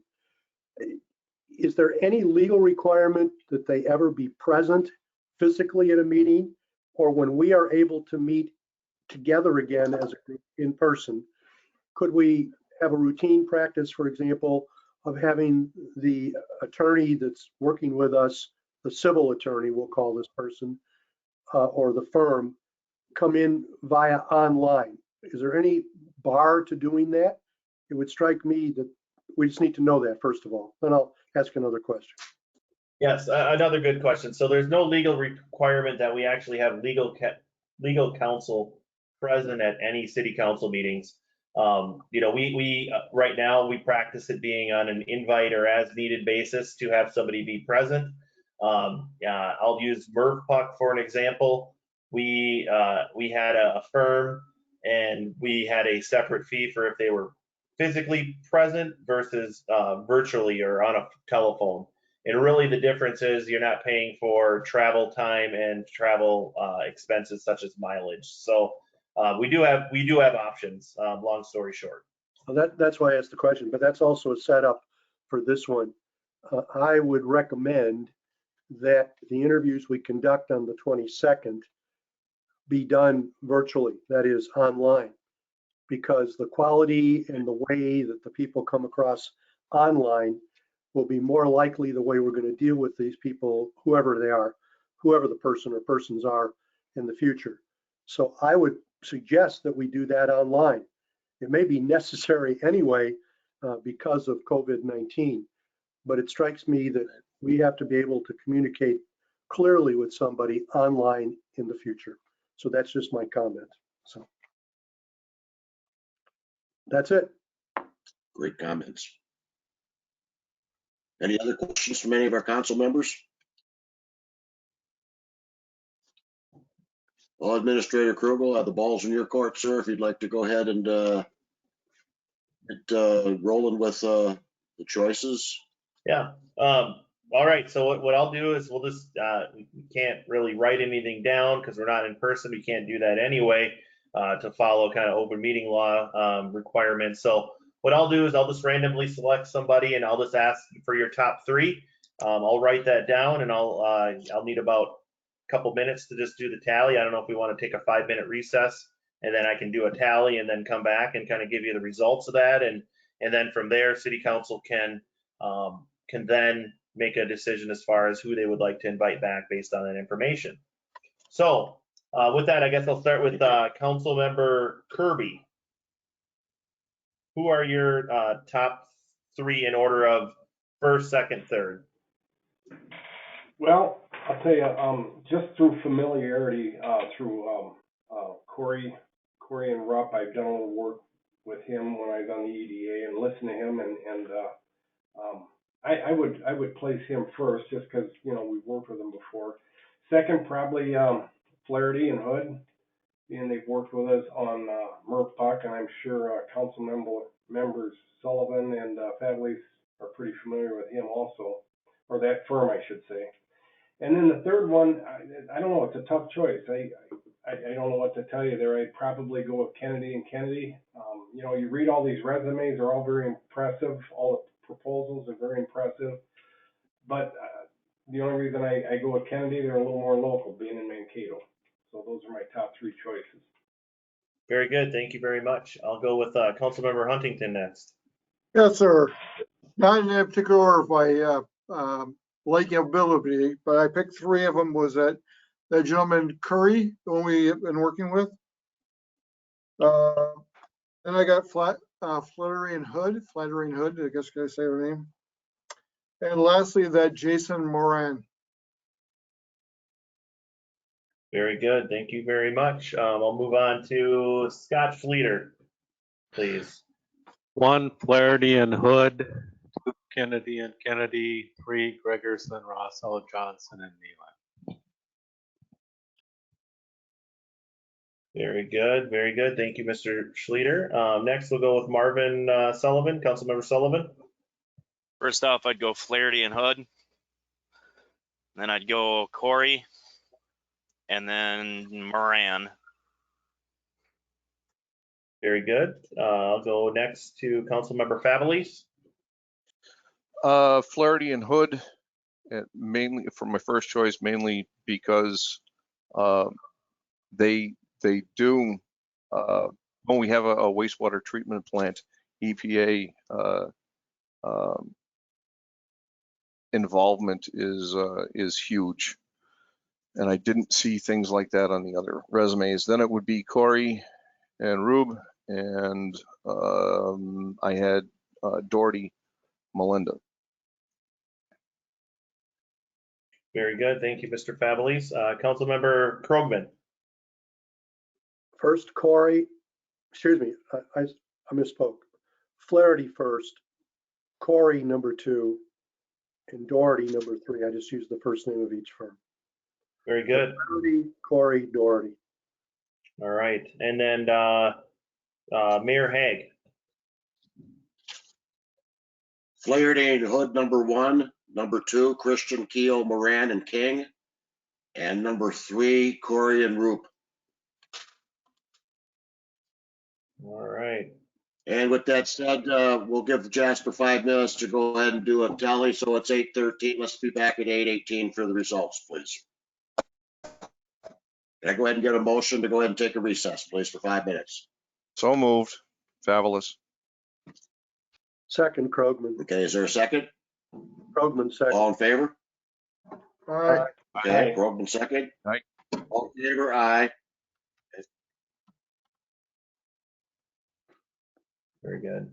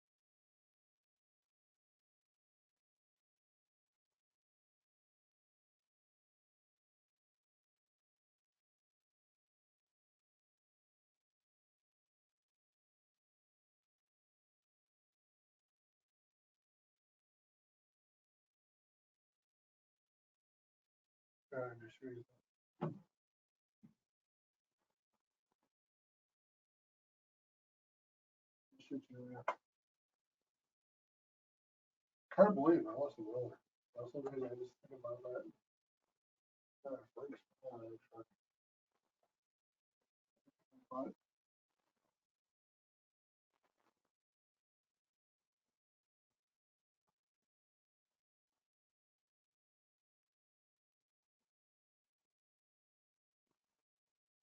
It just freaks me out.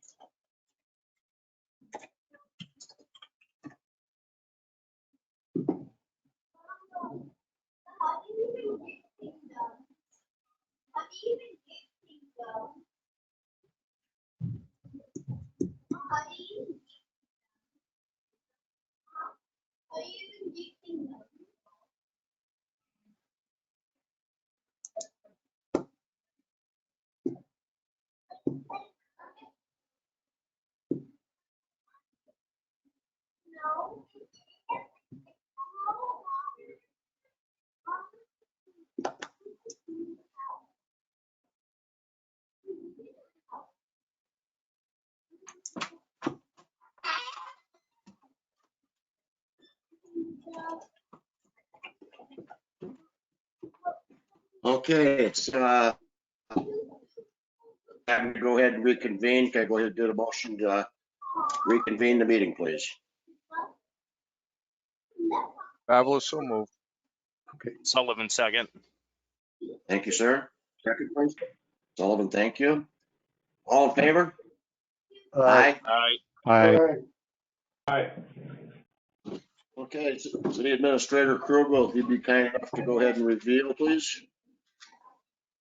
Yes, Mayor Hague, members of City Council, there was a clear first choice of Flaherty and Hood. There was a clear second choice of Corey. Third was a little bit tighter.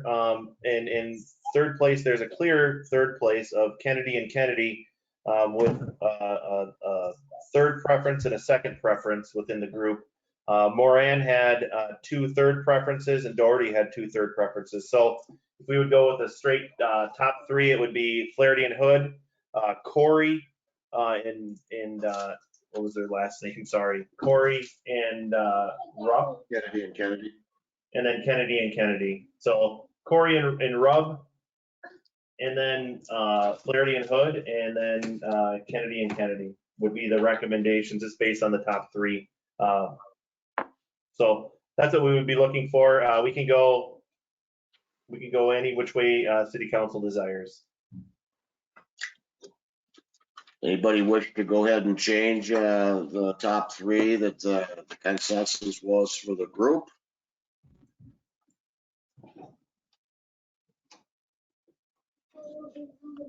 Okay, well then I guess entertain a motion for our city administrator to go ahead and invite Flaherty and Hood, Curry and Roop, and Kennedy back for a virtual second round interview on June 22nd, 2020, meeting to participate in a formal interview. Councilmember Krogman, I would so move. Sullivan, Thank second. you, sir. Okay. Any additional discussion? Hearing none, if Administrator Kruger would be kind enough to go ahead and please do the vote for the bringing for our city attorney request for the proposal submittal review to bring back Flaherty and Hood, Corey and Roop, and Kennedy. Yes, sir. Councilmember Favalis, Aye. Councilmember Huntington, Aye. Councilmember Kirby, Aye. Councilmember Krogman, Aye. Councilmember Schleter, Aye. Councilmember Sullivan, Aye. and Mayor Hague. Aye. Very good. Motion passes. I will invite Thank you, those gentlemen. that group back, or those three individuals back for a second. If there are, there may be conflicts. I will describe those back to the mayor, and we can go from there. Because there may be some conflicts with some of these groups, and I think it's important that we hear from all of them. And this is something that's 2 weeks out, and a lot of attorneys are booked out longer than that. So we hope it all works out. But I'll keep everybody posted. Thank you, and thank you to everybody sincerely for taking the time to do the due diligence on 6 Echo. It was a complicated situation where we have so many people that responded to the RFP, but I'm very proud of the fact that everybody took the time to do this justice. I'm on the docket at 6 Foxtrot, the capital lease item approval memo, administrator approval. Mayor Hague, members of City Council, this is a capital lease item approval through Kinetic Leasing. What this is for the upfitting of the grass fire truck for the fire department. And you can see the photo on your screen. Basically what this is paying for is everything that's on the chassis end of it, the utility box, the hose reel, things like that we already had, but it's really outfitting it with that thing. And the fire department has a grass rig now. This has been kind of a prolonged process. The fire department worked with another vendor, wasn't very happy with the outcome, and they ended up having to negotiate with that group, and they ended up going with a different group. So there's a couple of hiccups here, but we have a nice looking grass rig now, and this is something that was in the 2019 capital improvement plan that's just finally getting paid for this year. So what we're looking for is a motion to approve the execution of the payment request form to Kinetic Leasing for the upfitting of the grass fire truck. I'll entertain any questions. Anybody on council have any questions for our city administrator?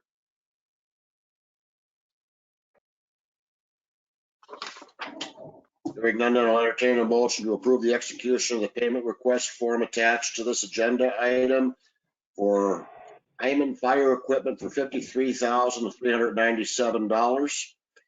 And these funds will be distributed to the vendor from Kinetic Leasing Incorporated. Sullivan, so moved. Thank you, sir. Second. Thank you, sir. Any additional discussion? Hearing none, if City Administrator Kruger would be kind enough to go ahead and do the vote process for the Kinetic Leasing capital lease item approval. Yes, yes, sir. Councilmember Favalis.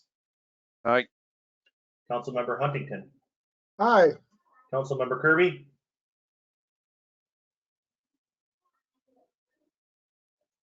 Oh, I'm here. Aye. Councilmember Krogman. Aye. Councilmember Schleter. Aye. Councilmember Sullivan. Aye. And Mayor Hague.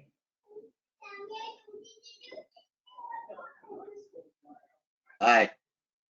Thank you. Motion passes. Okay.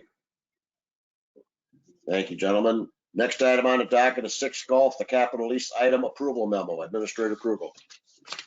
Mayor Hague, members of City Council, what you have before you is a similar request before. It's just a different lease company. This is related to the water the water and electric meter project that's continuing to be ongoing.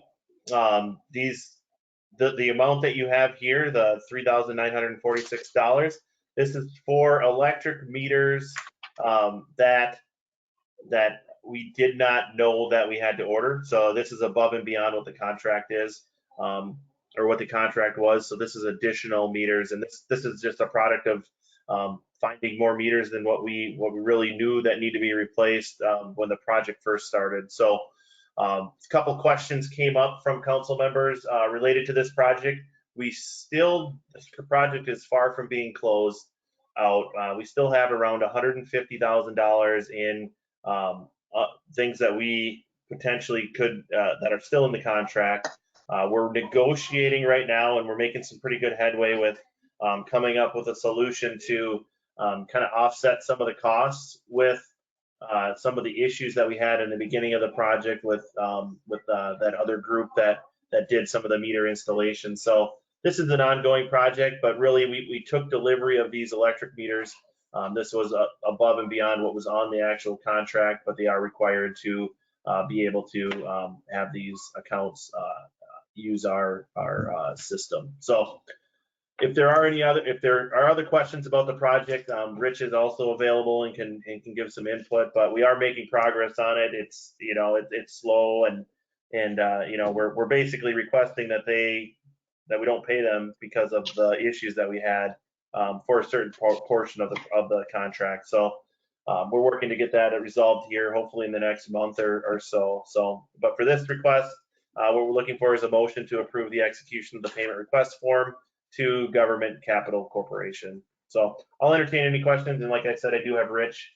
He is on here as well to answer any thing specifically that I might not have that information. Welcome, Director Kuchera.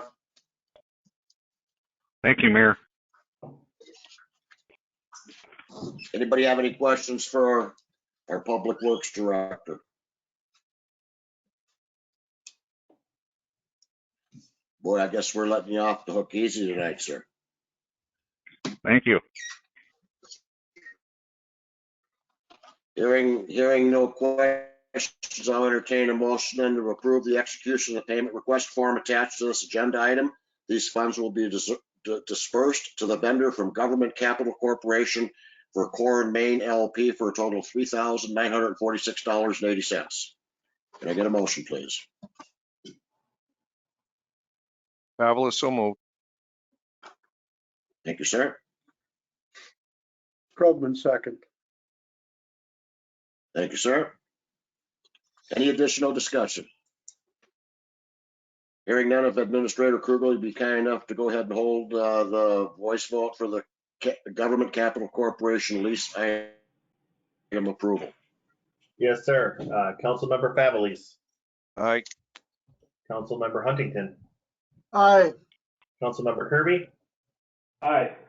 Councilmember Krogman. Aye. Councilmember Schleter. Aye. Councilmember Sullivan. Aye. And Mayor Hague. Aye. Very good. Motion passed. Okay. Thank you, everybody. We now move on to our comments, reports, and items of appreciation. And I'm going to go ahead and start with Councilmember Huntington tonight because Councilmember Huntington and I had an opportunity to see each other while we were waiting for our lunches today. And I think he's got something that would be of great importance to all of us on City Council. So with that said, Councilmember Huntington, if you'd be kind enough to go ahead and kick this off for us tonight, please. Sure. I believe Jasper and the mayor got an email from Julie Boylan today and should have got one. If not, I'll just kind of jump ahead. We at the city have music in the park and have been for a couple of years now. but due to this COVID deal, the one that was scheduled in June or this month has been canceled, obvious for some reason. But we're hoping, or they're hoping, that July is going to be the kickoff. They're able to do it, and it's usually, I think it's July 17th, and we'll get better dates as they become available. But I suggested to Ms. Boylan that we as a city council may be able to participate in cooking hamburgers, hot dogs, and things like this for the people that come to the park. And with the mayor, what I talked about a little bit, like you mentioned, we saw each other today at lunch, but I think it'd be a great opportunity for us. We can charge people for that product if we need to,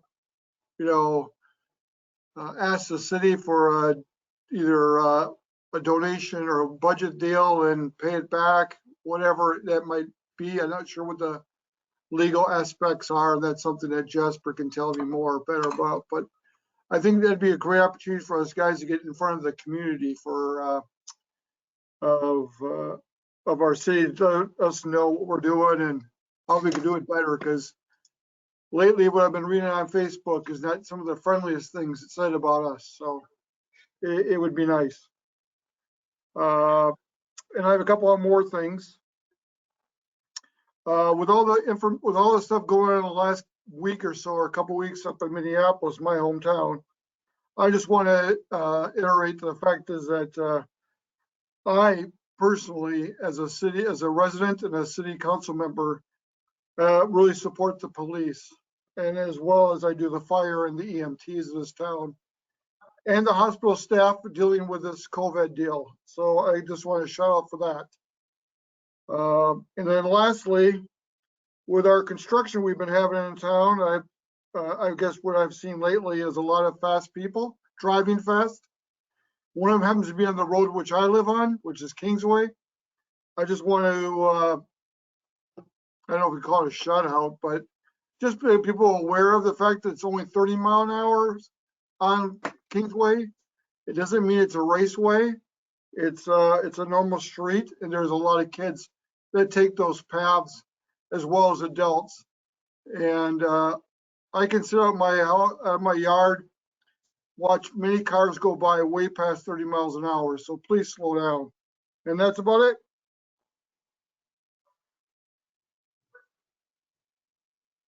Okay. Thank you, sir.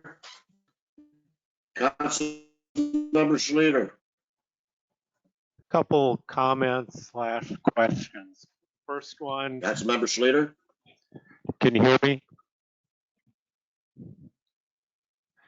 First, yes. Couple comments, questions. First one relating to defunding of the police department. It reminded me back in January when we had the 2020 goals. Chief Kelly had stated that they had some items that they were now required to do that were mandated to them that were unfunded. I was just wondering if we had gotten any funding from the state on that yet, what the status of it is. The second one is our nuisance lawn policy. I talked to the contractor that's going out and is doing that.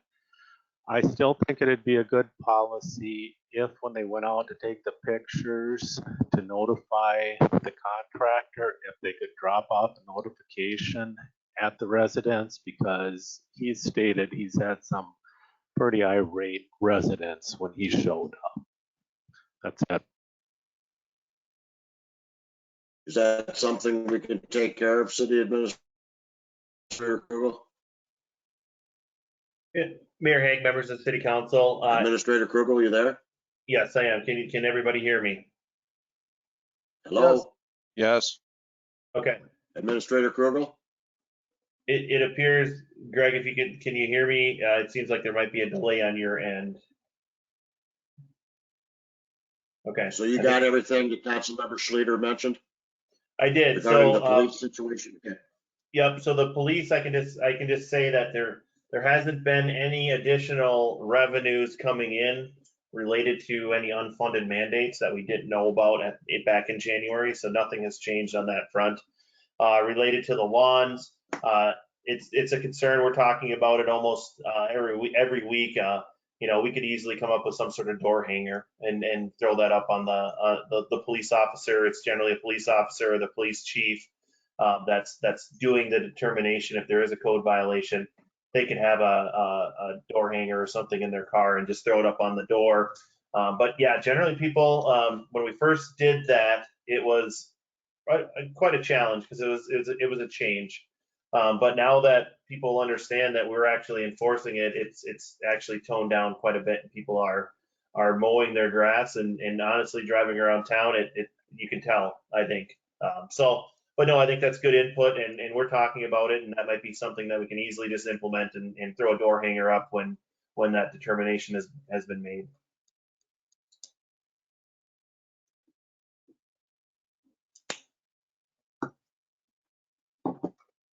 So that's all I have. Administrator Kroger will follow up to Councilmember Schluter's comment regarding the nuisance lawn policy.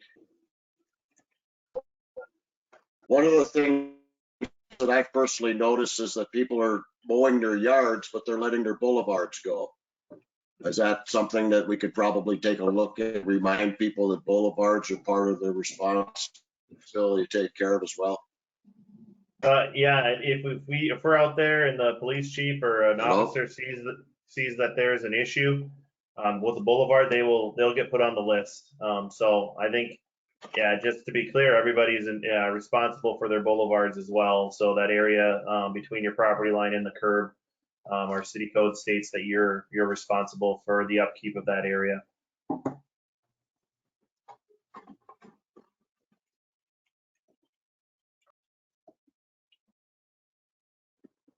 Thank you. Yep. Okay. Councilmember Kirby. Councilmember Kirby here. I'm going to be real brief. First of all, the CASA 22 Councilmember Kirby. Can you hear me? Yeah, we hear you. Okay. I just want to say how pleased I am with how fast that project's moving with the road construction going through downtown, and I appreciate everybody's patience. I know there's some inconveniences going on. Yeah, it's breaking up. Yeah, and we're having some technical issues. It's breaking up.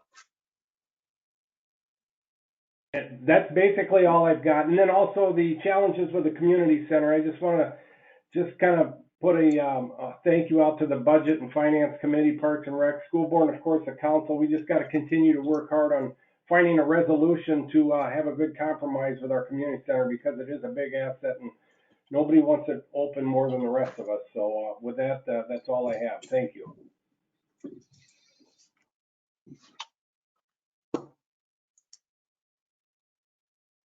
Thank you, Councilmember Kirby. Councilmember Sullivan. Well, I'm going to leave Councilmember Favely's talk about our pack that we had on Tuesday. I actually had been sent to the cities to work EMS up at the Capitol. So I attended the meeting, but I wasn't able to take notes while I was there. So I'll leave Councilmember Favely's talk about that. Councilmember Sullivan. The only other thing, can you guys hear me? Yeah. The only other thing I have is I've had a few people reach out and ask about access to the businesses along CASA 22 that'll be affected by the road construction. What is the plan for access to those trucking businesses and such on 22, Jasper?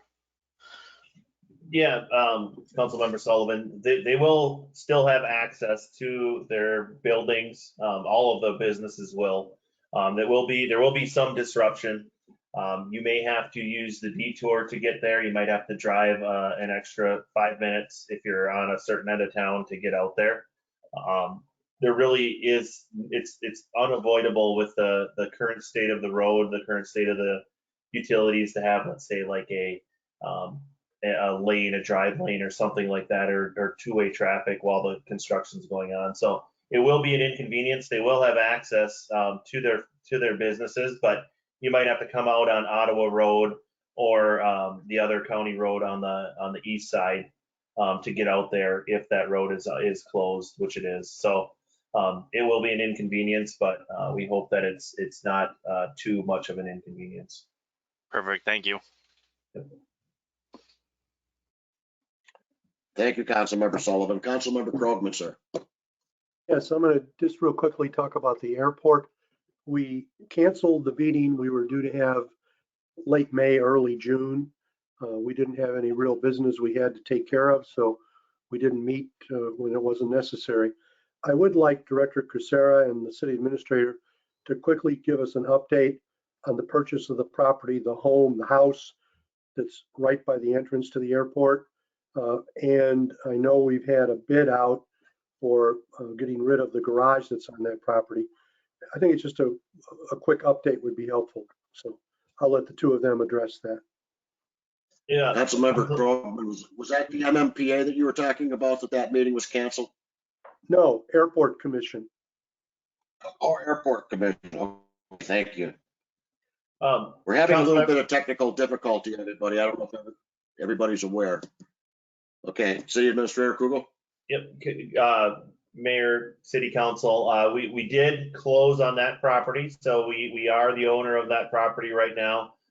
Regarding the bid posting, what I had was an individual reach out to me to see once if they could just have that garage that's out there.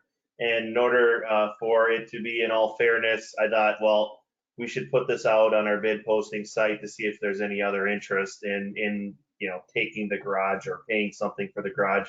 Because right now, previous to somebody reaching out, the plan was just to burn it. So if somebody can use it, and they're, able to move it, I think that's a good thing. So that is out there. I think that closes tomorrow if anyone's interested, but you do have a pretty short time frame to get it moved. So you have to be, have the ability to do that pretty quickly. Otherwise it was just going to get burned. So, and that's part of the process of preparing that lot for any future use at the airport. So we did close. We're looking if anybody's interested in that garage. There's a bid posting out there to put a bid in to see once if you could get that garage. Thank you. That's all I have. Thank you. Does that answer your question? Okay, thank you, Councilmember Krogman. Councilmember Favolis. Let's see, RPAC. There's not a ton going on right now. Obviously, we've had discussions about the community center and budgeting and so on. We got updates on the parks and what's going on there. The one thing that I brought up, and I believe that this is the direction we're going to be going, is to have the community garden fall under RPAC as well, because it is considered parks and recreational, and it seems like staff is amicable to that, and I think that RPAC can help with reaching out to the community for what their needs, wants, and wishes are, and relaying that back with the city and so on. I've got some questions that have been brought to me about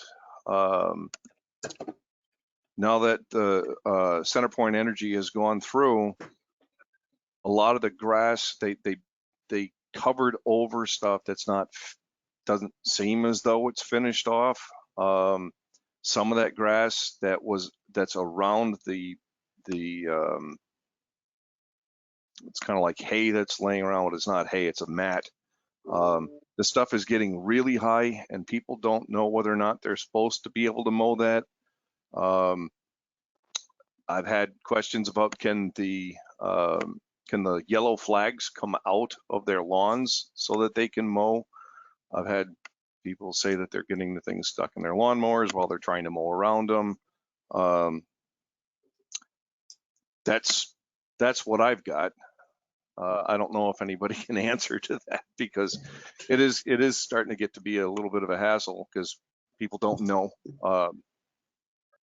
People weren't told what you can and can't do with these. Councilmember Favalis, this is Jasper. I can address some Great of those point. questions.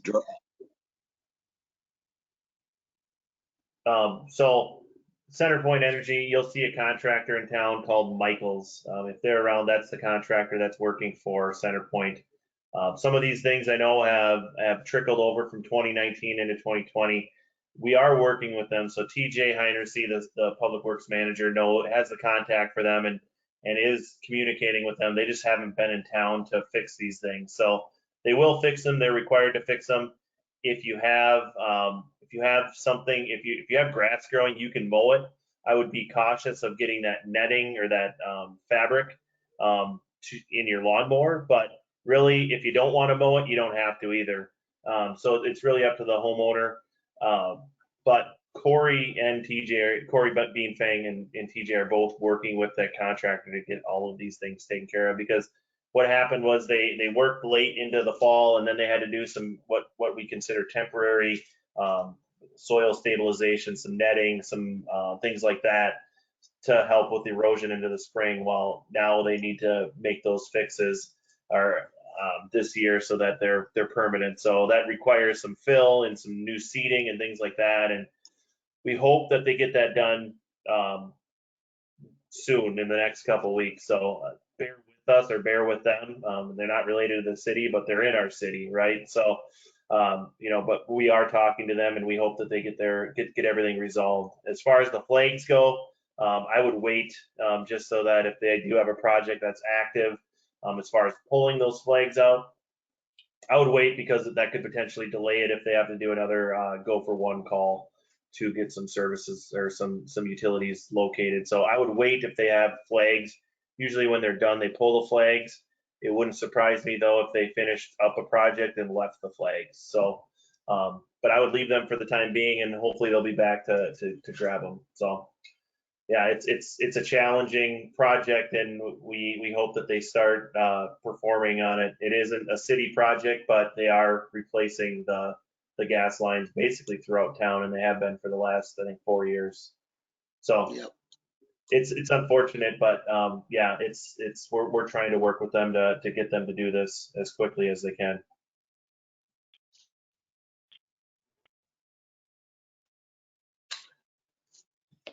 Does that answer your question, Councilmember Favalis? It does. And then if I had any other questions with it, would be I'll take that as a yes. in the up on 22 or CASA 22, where the culverts and stuff are, where those are getting really, really long.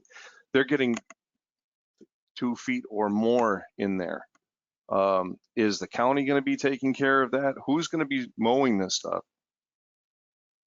Oh, as far as the grass goes, like on the ditches and around the culverts and that type of thing. Yes. Yeah. So is it on CASA 22 where the construction's occurring right now, or somewhere along CASA 22? South. Okay. Just let us know. It's either the city does it as per our maintenance agreement, or the county does it when they're out. So, and it wouldn't be surprising if the county did it, that if it got missed because of the project or something like that. But if you want to reach out to me offline, we can figure it out. If you give me some specific areas, just send me an email, and we can have TJ and the county supervisor look at it. Thank you. And I've got a couple of things. We've got a personnel and budget committee meeting this Wednesday at 1 p.m. Again, it'd probably be conducted virtually. For everybody's interest, we're spending an awful lot of time talking about the community center. Every week we have updates, and of course, we're all waiting on St. Paul in regards to what the governor's decision is going to be regarding what we can and what we can't do, and what that timeline is going to be. So not only will we be talking about that, another item has come up that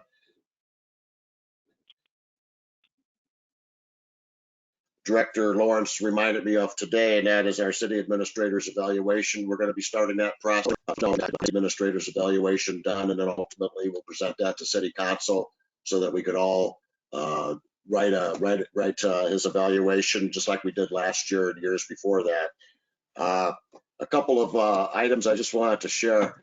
There are some in the community that think that when we do road construction, that it's possible to only do one half of the road at a time. And I'd like to just remind everybody that when we do road construction, we have to take the entire road up because we're replacing utilities. It's not one of those things where we can just do half the road at a time and then replace that portion and then go back and do the other side next time. And I guess another myth that I'm hearing about is the fact that somehow, some way, we on city council should have foreseen everything associated with COVID-19. And quite frankly, I don't think any of us had a crystal ball to determine that something like this was going to not only affect us here in Sueur, but our state, our country, and our entire planet. So I get everybody's concerns that this is not convenient for any of us to go through. We're all going through it together, and we're all trying to do the best we can. So please be patient, and we'll get through this. It's looked like things are lightening up a little bit. Things are loosening up, and we'll all get through this, and hopefully we'll have some kind of normalcy again here before too long. And that's all I have. Director Kuchera, do you have anything you'd like to share with us tonight, sir? Not tonight, thank you. Okay, Director Lawrence? No, sir, thank you. Thank you. Administrator Krugel, you're the hammer again, sir. Anything tonight? Mayor Hague, members of City Council, just a couple things real quick. I'll touch base. I have a note on Kingsway as Councilmember Huntington brought that up. A reminder, we are using Kingsway as a detour. It is the street or the stretch in Le Sueur that we write the most speeding tickets on. So use caution. Please don't speed on it. If you do, there's a good chance you could get a ticket. So we do spend a lot of time there, because it is easy to speed on. So just to reiterate, and I know we've talked about it a few times tonight, is just the community center discussion. It's going to be ongoing in real time as new data comes in, and personnel and budget is meeting weekly, and we are talking about it. So if there is any chance that we can financially open it up and be able to come out at the end of the year with a balanced budget, we're going to do it. There's no question about it. But really, I think we're being financially conservative and responsible for the taxpayer dollars. So we're looking at it. I know I've received a lot of questions, as I mentioned before. I'm going to do a kind of a Q&A kind of session to answer some of these questions. I'll invite City Council to participate, but really the information that I'll provide in there is stuff that we've talked about at City Council already. Potentially some things that are being disseminated at the Personnel and Budget Committee meetings, things like that. So there just seems to be a lot of misconceptions about what's going on and why we have to do what we have to do. But at the end of the day, we're trying to look out for the taxpayer dollars in the community, and we don't want to stress them any more than they already are, because we don't know what the impact has been of COVID-19 on some of our residents, and like the city, some residents are likely experiencing some financial hardships as well. So we are looking at it. I want to try to get in front of a lot of the questions that are out there so that people have the same factual information, and we can go from there. So look for that. I am doing a presentation at the chamber meeting on Wednesday as well. We're going to be talking about the mall and the community center and anything else that comes up. So I'll be doing that. And that's all I have for tonight. Thank you.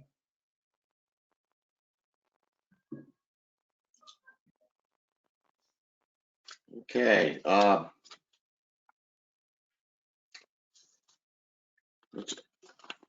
I didn't get an opportunity to hear Councilmember Huntington make his presentation. I was having some technical issues, or maybe we all were.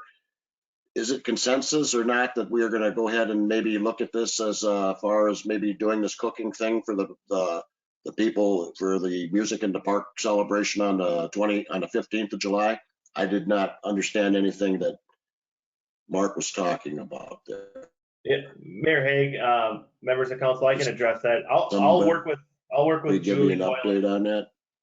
I can work with Julie Boylan with the Sueur Chamber to figure out what we need to do and what the potential costs are, and go from there. So we'll work something out. I think if it's if you could look at your calendar to see if it's something that you can participate in, that would be great. So keep it open. I'll send out some more information as I talk to Julie a little bit more. So Thank you, I think Jasper. I think it's a great idea. Thank you. Yeah, I think so too. And I think that, you know, with the fact that we're going to be missing out in our giant celebration, our opportunity to see the community on our float like we've always done in the past, this would be probably a great opportunity not only to have city council working this event, but I'd like to also extend the invitation to staff. I sent Administrator Krugel an email earlier this afternoon suggesting that maybe we can get you know, our director level individuals and our city administrator to go ahead and garner a apron as well and pitch in. So Good idea. we'll have some more details on that on Wednesday. Councilmember Huntington, is that you, sir? Absolutely. As I said, that's a great idea. Okay. Well, I very much appreciate you bringing it to my attention, Councilmember Huntington. Thank you so much. With that said, we'll have some more information on that once we get down with the personnel budget meeting. I'm sure we'll talk about this as well. Can I get a motion to go ahead and adjourn, please? Huntington, so moves. Well, let's not all. Fabulous Okay, second. thank you, Councilmember Huntington. Can I get a second? Thank you, Councilmember Fabulous. All in favor? Aye. Aye.